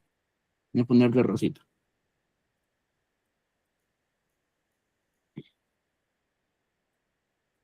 Vale, se crea la oxitocina y a nivel de la hipófisis, más precisamente en la neurohipófisis, únicamente se va a almacenar. ¿Vale? El hipotálamo es quien crea la oxitocina.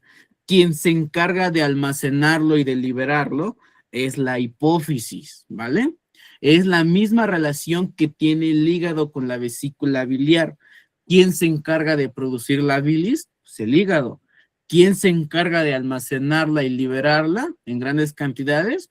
Pues la vesícula biliar. Es exactamente el mismo principio aquí. ¿Quién crea la oxitocina? Es el hipotálamo. ¿Quién se encarga de almacenarla y liberarla? La hipófisis. Bueno, el sistema nervioso central sabe cuando ya se está preparando, cuando la bendición empieza a crear estímulos porque ya no cabe en ese útero, está muy grande, va a mandar el estímulo a lo que viene siendo al sistema nervioso central.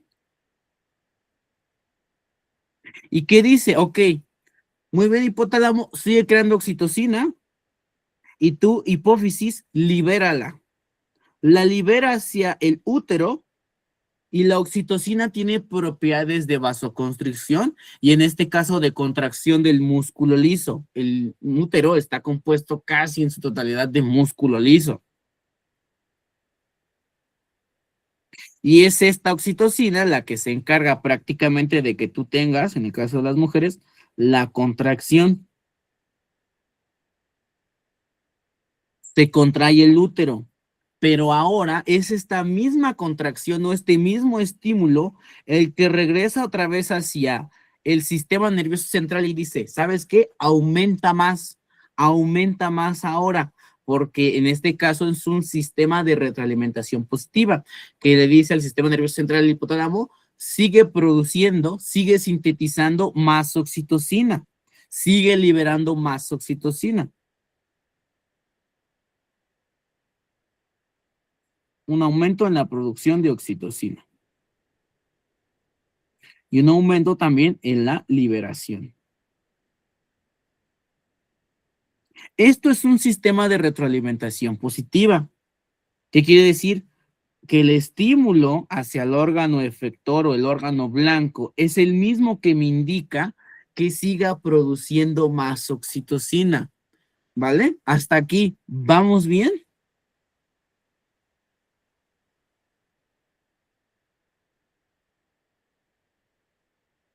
Sí, profe. Si se dan cuenta, prácticamente es el mensaje del mensaje del mensaje. Y a esto se le conoce, en este caso, hablando específicamente de la mujer, es el eje hipotálamo, hipoficiario gonadal o específicamente ovárico. En general, se le conoce como el eje hipotálamo hipoficiario, glándula u órgano blanco, ¿vale? Hasta aquí, ¿dudas o preguntas?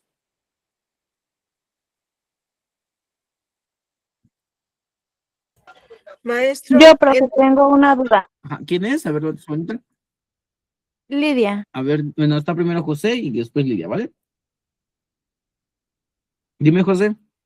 Profe, entonces este eje de hipotálamo y hipofisiario, glándula, engloba al sistema de retroalimentación, positiva y al de negativa. Exactamente. Ocurre también en todas las glándulas, no únicamente en el ovario, en el que vamos a ver, sino también en la glándula tiroides, en la paratiroides, en el páncreas, o sea, prácticamente en todo el cuerpo, ¿vale? Ok, gracias, profe. Sí, de nada. A ver, Rosa. Maestro, entonces la diferencia entre una retroalimentación negativa y una retroalimentación positiva es que, por decir, la retroalimentación negativa es cuando dice ya no se produce más, y en la Exactamente. retroalimentación positiva se almacena y se libera de acuerdo a las necesidades del órgano blanco. Exactamente. Prácticamente esta misma estimulación es la que te dice libera y produce más, ¿vale? Ajá. Muy bien. A ver, Lidia, también creo que tenías una duda. No, nada más era cómo se llamaba este sistema, porque ya escuché que se llama retroalimentación negativa y Ajá, y positiva. retroalimentación positiva, ¿vale? Muy bien. Gracias. Ok, vamos. Denme unos minutos, chicos, porque tengo un mensajito. No sé quién es. Déjenme ver.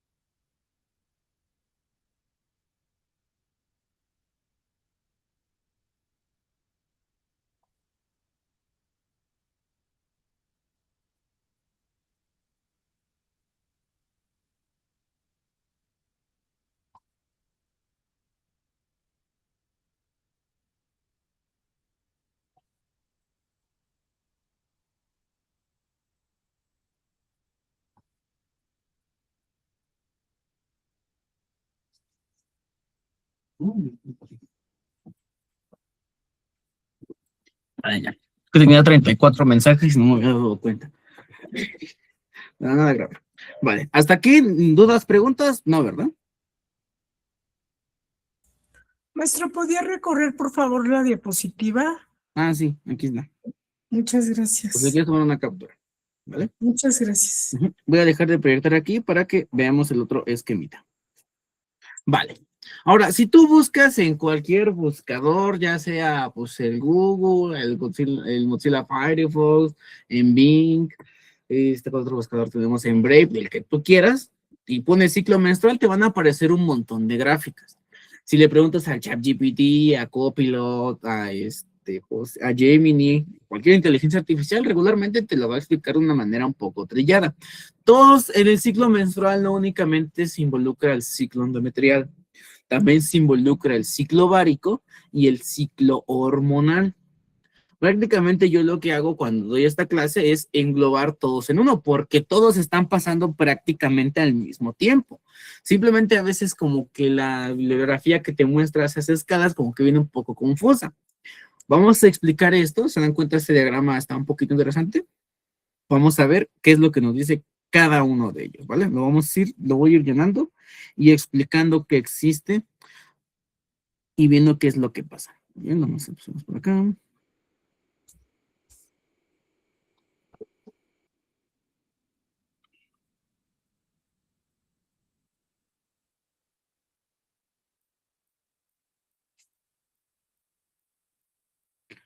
Voy a bloquear la imagen. Ahí está. Voy a primeramente agarrar un color azul, un color y un color morado. Vale. Aquí estamos viendo prácticamente a quién.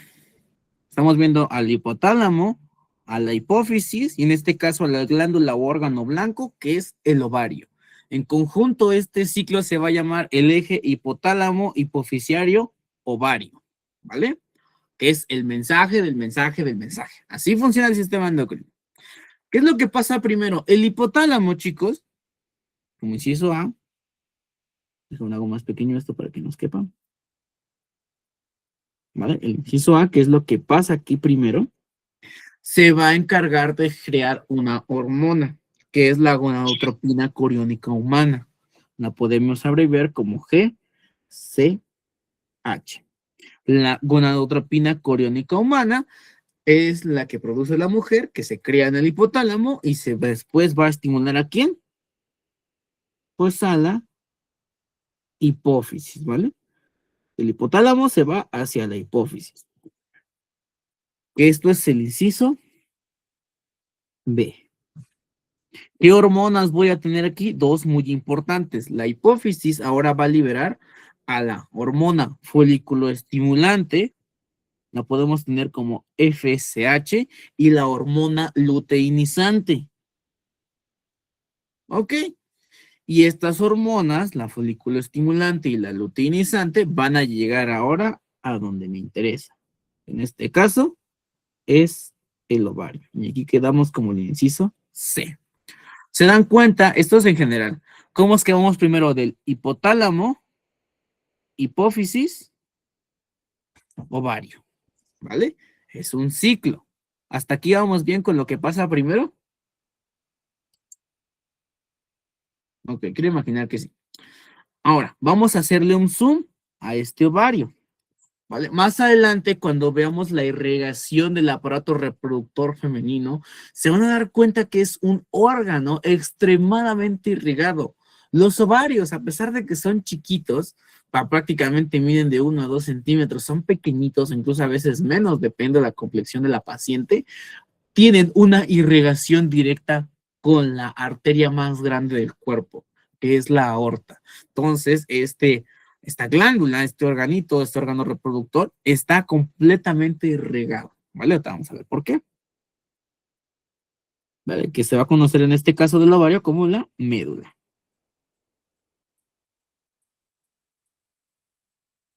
Está completamente irrigado. Bien, ya vimos el primer paso. Vamos a ver qué sigue después. ¿Ok? Dentro de tu hermoso ovario, tú vas a tener estas pequeñas bolitas que voy a pintar aquí. Estas bolitas se llaman folículos primordiales, que es el primer paso.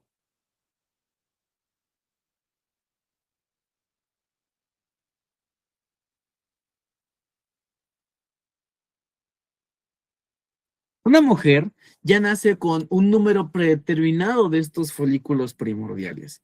Más o menos podemos dejarla en una media de 400 a 500.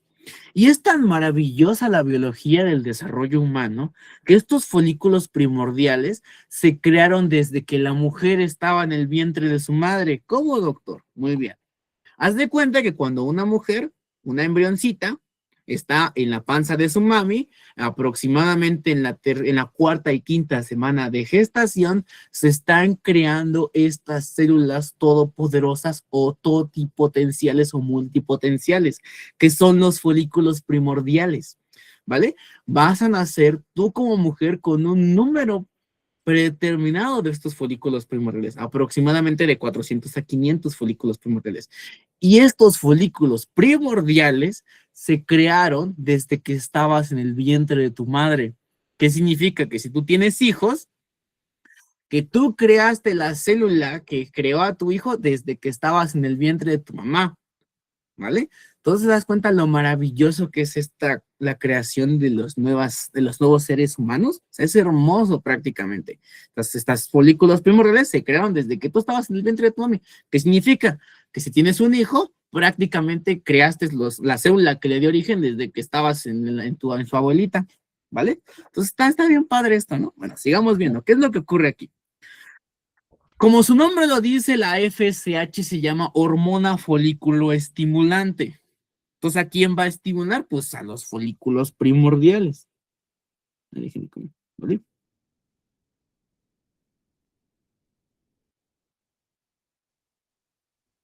A los folículos primordiales. Y como se llama folículo estimulante, va a empezar a estimular a los folículos primarios. Más o menos en cada ciclo van a ser como 4 los que van a ser sensibles a la hormona folículo estimulante, ¿vale? Pero de esos 4 o de esos 3, solamente uno va a ser viable. Por eso es que se dice que una mujer tiene reloj biológico. Nace con un número predeterminado de folículos primordiales y de esos, cada que hay un ciclo y son sensibles a esta hormona, solamente de 4, uno va a ser viable. Entonces, por eso, si haces cuentas a lo largo de toda tu vida, más o menos vas a tener el periodo más o menos aproximadamente hasta los 40, 45 años. Dependiendo de cuántos folículos primordiales tengas y de tus antecedentes familiares. ¿Qué ocurre aquí? Bien, va a madurar los folículos primordiales. Y solamente de 4, uno va a ser el que va a ganar. Uno va a ser más sensible. Y a este se le va a llamar folículo dominante.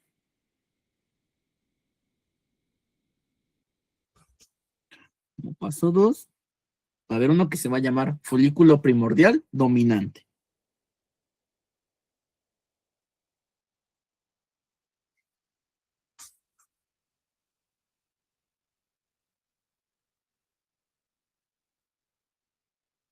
Este folículo primordial dominante va a viajar ahora otra vez al hipotálamo.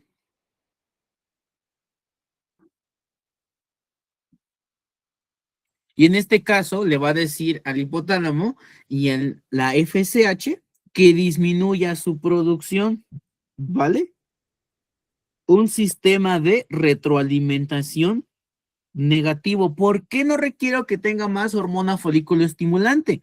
Porque ya ganó, ya se está creando. El producto que quería que madurara, ya maduró. Por lo tanto, ahora manda otra señal otra vez de regreso hacia la hipófisis y hacia el hipotálamo para que ya no se produzca más FSH. ¿Qué pasaría si se sigue produciendo más FSH? Pues habría competencia y en este caso, pues un aumento de la proliferación de los folículos primordiales que puede ser incluso un poco peligroso. Por eso que estos sistemas de retroalimentación, el negativo, aquí me ayuda principalmente para que solamente se desarrolle y sea muy viable, en este caso, un folículo primordial dominante. Si en dado caso mami es muy fértil, pues puede haber maduración de 2 folículos primordiales dominantes. Y eso es una de las causas de los orígenes de un embarazo gemelar. Es más raro. Vamos a ver más adelante cuáles son las otras causas de embarazo gemelar. Hasta aquí, ¿vamos bien, chicos? Maestro, aquí yo tengo una duda. Entonces, dice que de los 4 folículos primordiales, primordiales son 4 sensibles. Ajá. Y uno se vuelve viable, pero si la mujer es muy fértil, de esos 4, 2 podrían ser viables. Podrían ser viables. Ok, gracias, maestro. Y de ahí puede ser uno de los orígenes de algún tipo de embarazo gemelar. ¿Vale? Es menos probable. Hay otros tipos de embarazos gemelares que nos hablan principalmente de por qué se parecen y por qué no se parecen. Eso vamos a ver después, ¿vale? Entonces, vean, esto es un sistema de retroalimentación negativo.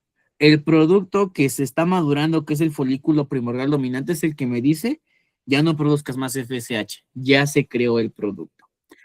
Sea el paso 4. ¿Qué ocurre en el paso 5? Ah, bueno, pues este folículo primordial hermoso sigue creciendo. ¿Vale? Paso 4, paso 5. Y ahora este se va a llamar, a ver, no, es el 3, espérame. Aquí está 3. Y aquí es el 4. Se va a llamar ahora folículo primario multilaminar. Folículo primario multilaminar.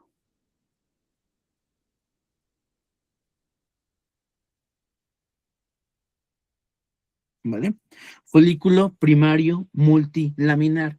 ¿Qué es lo importante de este hermoso folículo primario multilaminar? Número uno, van a aumentar la sensibilidad y los receptores a la hormona luteinizante. Aquí más bonito.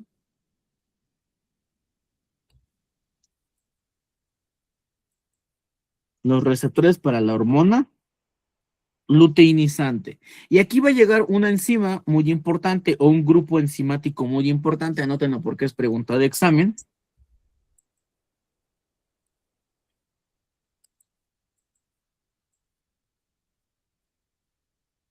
Que va a recibir el nombre de aromatasa. Esta aromatasa tiene una función súper importante porque es la que va a generar la síntesis del estrógeno, del estradiol a estrógeno.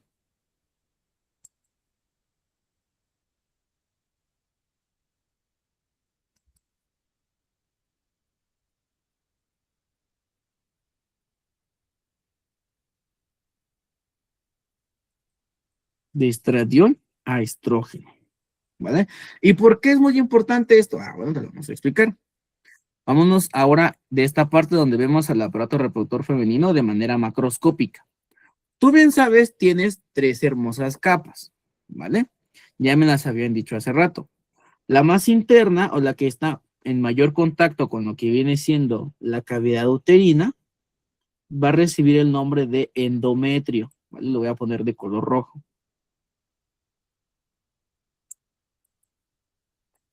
La segunda capa, que es muy gruesa y es prácticamente más del 80% de este órgano, se le va a llamar miometrio,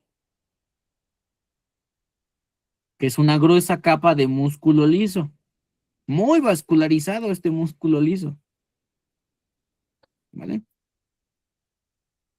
Músculo liso. Y va a recibir el nombre de miometrio. Y la capa más externa, que prácticamente es la que va a cubrir al útero, va a recibir el nombre de perimetrio, que es prácticamente una película semitransparente o transparente de cerosa.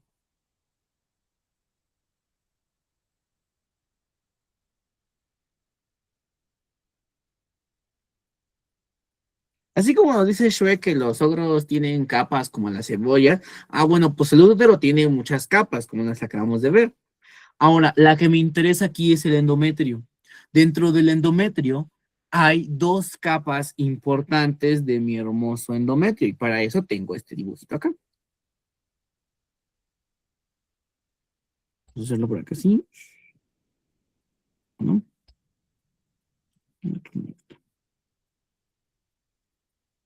Hacerlo que quede casi igual. 1, 2, 3. Vale. Ahora, el endometrio, que le hicimos de este color rosita, se divide en 2 capas. La primera capa es la capa basal. Y la segunda capa, que es la que va a estar acá arriba, es la capa funcional. ¿Qué función tiene cada una de estas capas? La capa basal tiene la función de regenerar.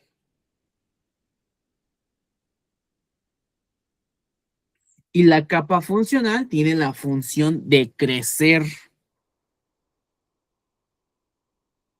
Vale.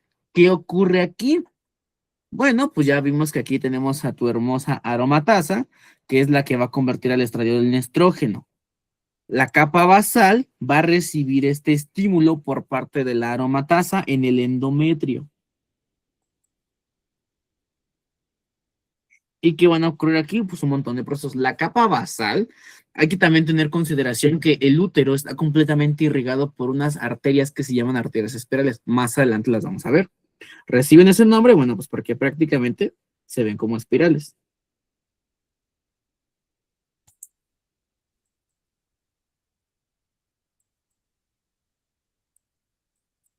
¿vale? Entonces, al recibir este estímulo por parte de la aromatasa, estradiol y estrógeno, pues va a hacer que la capa funcional empiece a dividirse y va a empezar a crecer la capa funcional, ¿vale?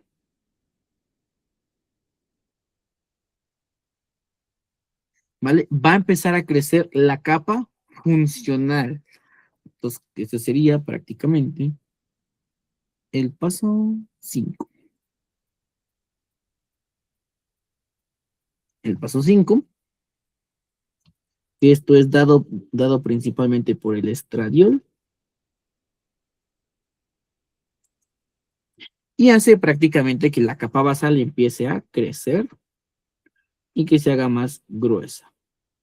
O sea, la creación de la capa funcional. Y toda esta parte que estamos viendo aquí está completamente llena de arterias y de vasos sanguíneos espirales. O sea, toda esta parte del endometrio, chicos, está completamente irrigada. ¿Vale? Hasta aquí, ¿vamos bien? Bien, quiero imaginar que sí. Ahora, ¿qué sigue? Bueno, ya nos dimos cuenta que tu hermoso folículo primordial multilaminar está creciendo. Se vuelve, en este caso, más sensible a la hormona luteinizante. Vamos a cambiar de tono ahora. Ahora. Sigue creciendo.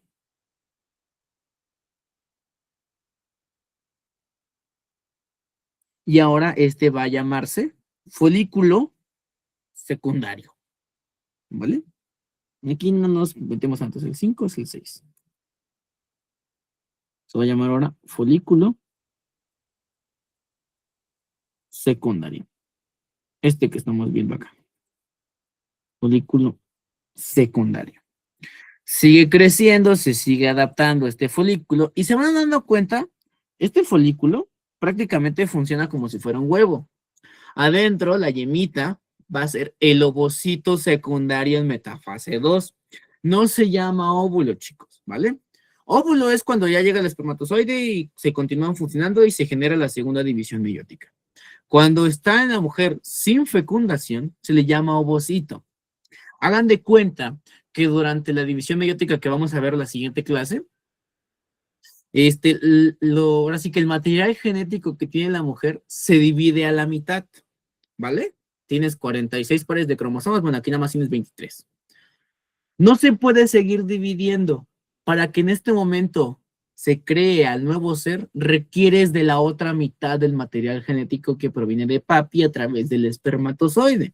Y al fusionarse estas dos células sexuales, se complementa el código genético y se puede continuar con la división meiótica. Es por eso que tú te pareces a mami y te pareces a papi. A lo mejor te parecerás más a uno que otro, pero te pareces a final de cuentas a los dos, en mayor o menor medida. Por eso es que lo que se está creando acá adentro no es un óvulo, sino es un ovocito secundario en metafase 2, ¿vale? Y este cascaroncito de huevo, por así decirlo, se va a llamar ahora folículo de Graf. Paso 7. Déjenme abrir el 7.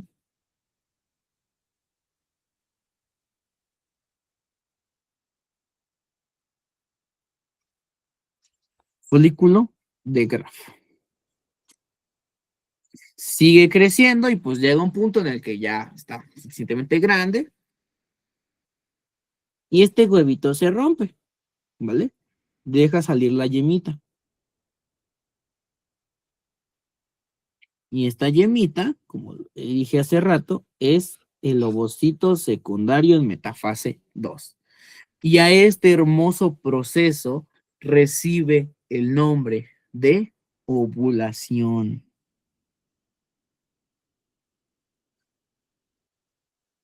¿Vale?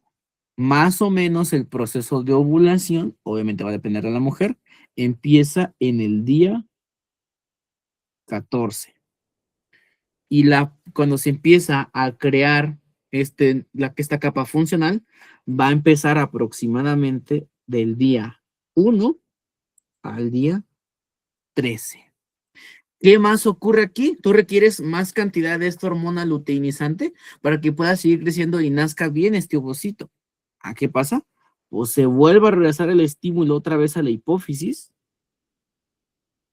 Y ahora adivinen qué, no va a ser negativo, va a ser un sistema de retroalimentación positivo, donde tú vas a requerir que la hipófisis siga creando esta hormona llamada como hormona luteinizante. Sí. Y de esta manera se dan cuenta que cuando está el periodo de ovulación y el periodo cuando empieza a crecer lo que viene siendo el endometrio es porque se está preparando el cuerpo de la mujer para llegar a concebir. ¿Hasta aquí vamos bien, chicos? Profesor, le tengo una pregunta. Ay. Ajá. Sí, maestra. A ver, levante la mano porque... Primero, A ver. yo, A ver, primero está Lidia. ya la levanté. Levántala, es que nomás ve la de Lidia. Pero ya la levanté, maestro, y no se ve. Bueno, a ver, ¿quién es la que está hablando? Gloria. A ver, deja que primero hable tu compañera, te voy contigo, ¿vale? Sí. Profe, yo nada más, me perdí un poquito en el paso 5, en la de, donde nos estaba diciendo del endometrio, entre Ok. en basal y funcional. Ok, recuerda, el endometrio se divide en dos capas.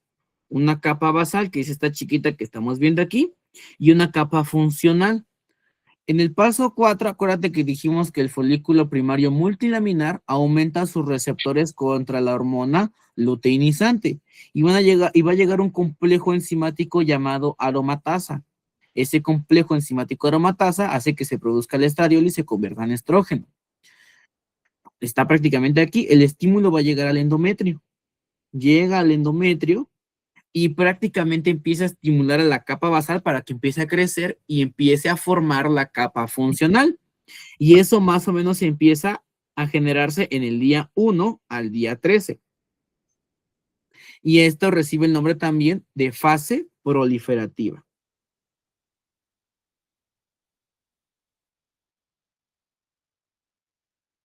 Por eso crece, proliferativa, de proliferar, de crecer, de un jardín que está creciendo, ¿vale? ¿Respondí tu duda, Lidia? Sí, profe, muchas gracias. Ok, ¿vale? A ver, ahora sí, Gloria, dime qué pasó. Profesor, nos decía del folículo primordial dominante, Ujú. que cuando hay dos, bueno, hay un gemelar, ¿verdad? Ujú. Unos- Sí, entonces, mi pregunta es, ¿se liberan por la misma trompa de falopio los dos o es una y una? Va a depender. Regularmente el cuerpo es muy sabio y se va turnando una y una, pero es más probable que sea de un solo lugar, ¿vale? O sea, los dos se fecundarían ahí, los dos. Ahí mismo, exactamente, y los dos pues saldrían prácticamente de aquí. Ok, entonces no hay posibilidad que sea una y uno, ¿verdad? Ok. Sí puede pasar, pero es menos probable. Lo más probable es que los dos salgan de aquí. Aún así, te puedo decir que en consideración para un embarazo gemelar, esta es la probabilidad de que salgan dos ovocitos, es muy baja. Hay otra forma en la que se pueden crear gemelos también. Sí, sí, sí. Ok, gracias. ¿No? ¿Dudas, preguntas ahorita con esto, chicos? ¿Todo bien? Contésteme. ¿Dudas, preguntas? Ya contestamos dos. Sí, maestra. Sí, bueno, chicos. Entonces, bueno, pues prácticamente vamos a la mitad del ciclo menstrual. Yo les dije que iba a ser algo más complejo. Por eso yo siempre le digo a todos los chicos que tienen a sus esposas, a sus novias, hay que amarlas y quererlas mucho y darles todo tu amor, porque comprenderlas, pues bueno, ya se dieron cuenta que sí está difícil. ¿Vale, chicos? Si no hay más dudas, no más preguntas, nos vemos el día de mañana terminando de ver ciclo menstrual y de una vez vamos a ver lo de la gametogénesis, ¿vale? Ay, maestro, ¿qué una pasó? última duda. Ajá. Con respecto de la tarea que nos había dicho, no me ¿Sí, esta quedó infografía? claro. Sí, no me quedó claro. Es que dijo que sobre los temas que íbamos viendo, a mí me gustaría si parecemos, bueno, yo, niña de primaria, pero si me podría repetir, o sea, por ejemplo, esta infografía la vamos a hacer de este tema que estamos viendo y Ah, mañana mira. el otro tema Bueno, o cómo. te explico de una vez, Mira, estás un poquito como que confundida ahí. Sí, La fecha para entregar su tarea final va a ser el 27 de marzo, prácticamente en la noche. Nada más van a hacer 2 tareas, 2 infografías. Una infografía va a ser de una patología que esté relacionada con lo que estamos viendo, sea preeclampsia, eclampsia, síndrome de Gel, incompatibilidad de RH, atonía uterina, displasia de hombros, la que tú quieras, ¿vale? Pero que se relacione con el módulo que estamos viendo. Esa es una. La segunda tarea es prácticamente, ¿es esa? Me confundí con el grupo, creo. Sí, es rosa y rojo. infografía sobre la caja rosa o la caja roja, la que tú quieras agarrar, ya sea que la hagas de la caja rosa o la de la roja, ¿vale? ¿Qué voy a pedir ahí? Bueno, de las cajas, pues cuáles son sus, ahora sí que para qué se ocupan, cuáles son sus componentes y para qué sirve cada uno de ellos, ¿vale? Ok. Nada más. ¿Tienen Y, un mes? Ajá. ajá, y ese día es el día, único día que la recibo. Si lo Ajá. tenemos antes, no lo No, si recibo. la quieren antes, me la pueden hacer llegar y pues la revisamos y si en dado caso, hace falta algún elemento o algo así, pues se los haré llegar. Ok. Muchas gracias. No, de nada. ¿Dudas, preguntas que tengan ahorita? Dice la caja rosa. Sí, la caja rosa. No, maestro, gracias. Ok. Esos temas también los vamos a ver en clase, ¿vale? Pero si ustedes le quieren ir adelantando, no tengo ningún problema. ¿Vale? Entonces, chicos, cuídense mucho. Nos estaremos viendo el día de mañanita, ¿vale? Igualmente con este mismo link. La clase, como ya se dieron cuenta, se graba y pues se las envían en YouTube para que las vean después, ¿vale? Ya mañana estaremos viendo otro tema complejo que es la gametogénesis, que sí está un poquito pesadita. Vamos a recordar un poco de la meiosis, mitosis. Pero vamos a tratar de aquí de condensar todo porque sí es complicado, pero vamos a tratar de que sea digerible para todos, chicos, ¿vale?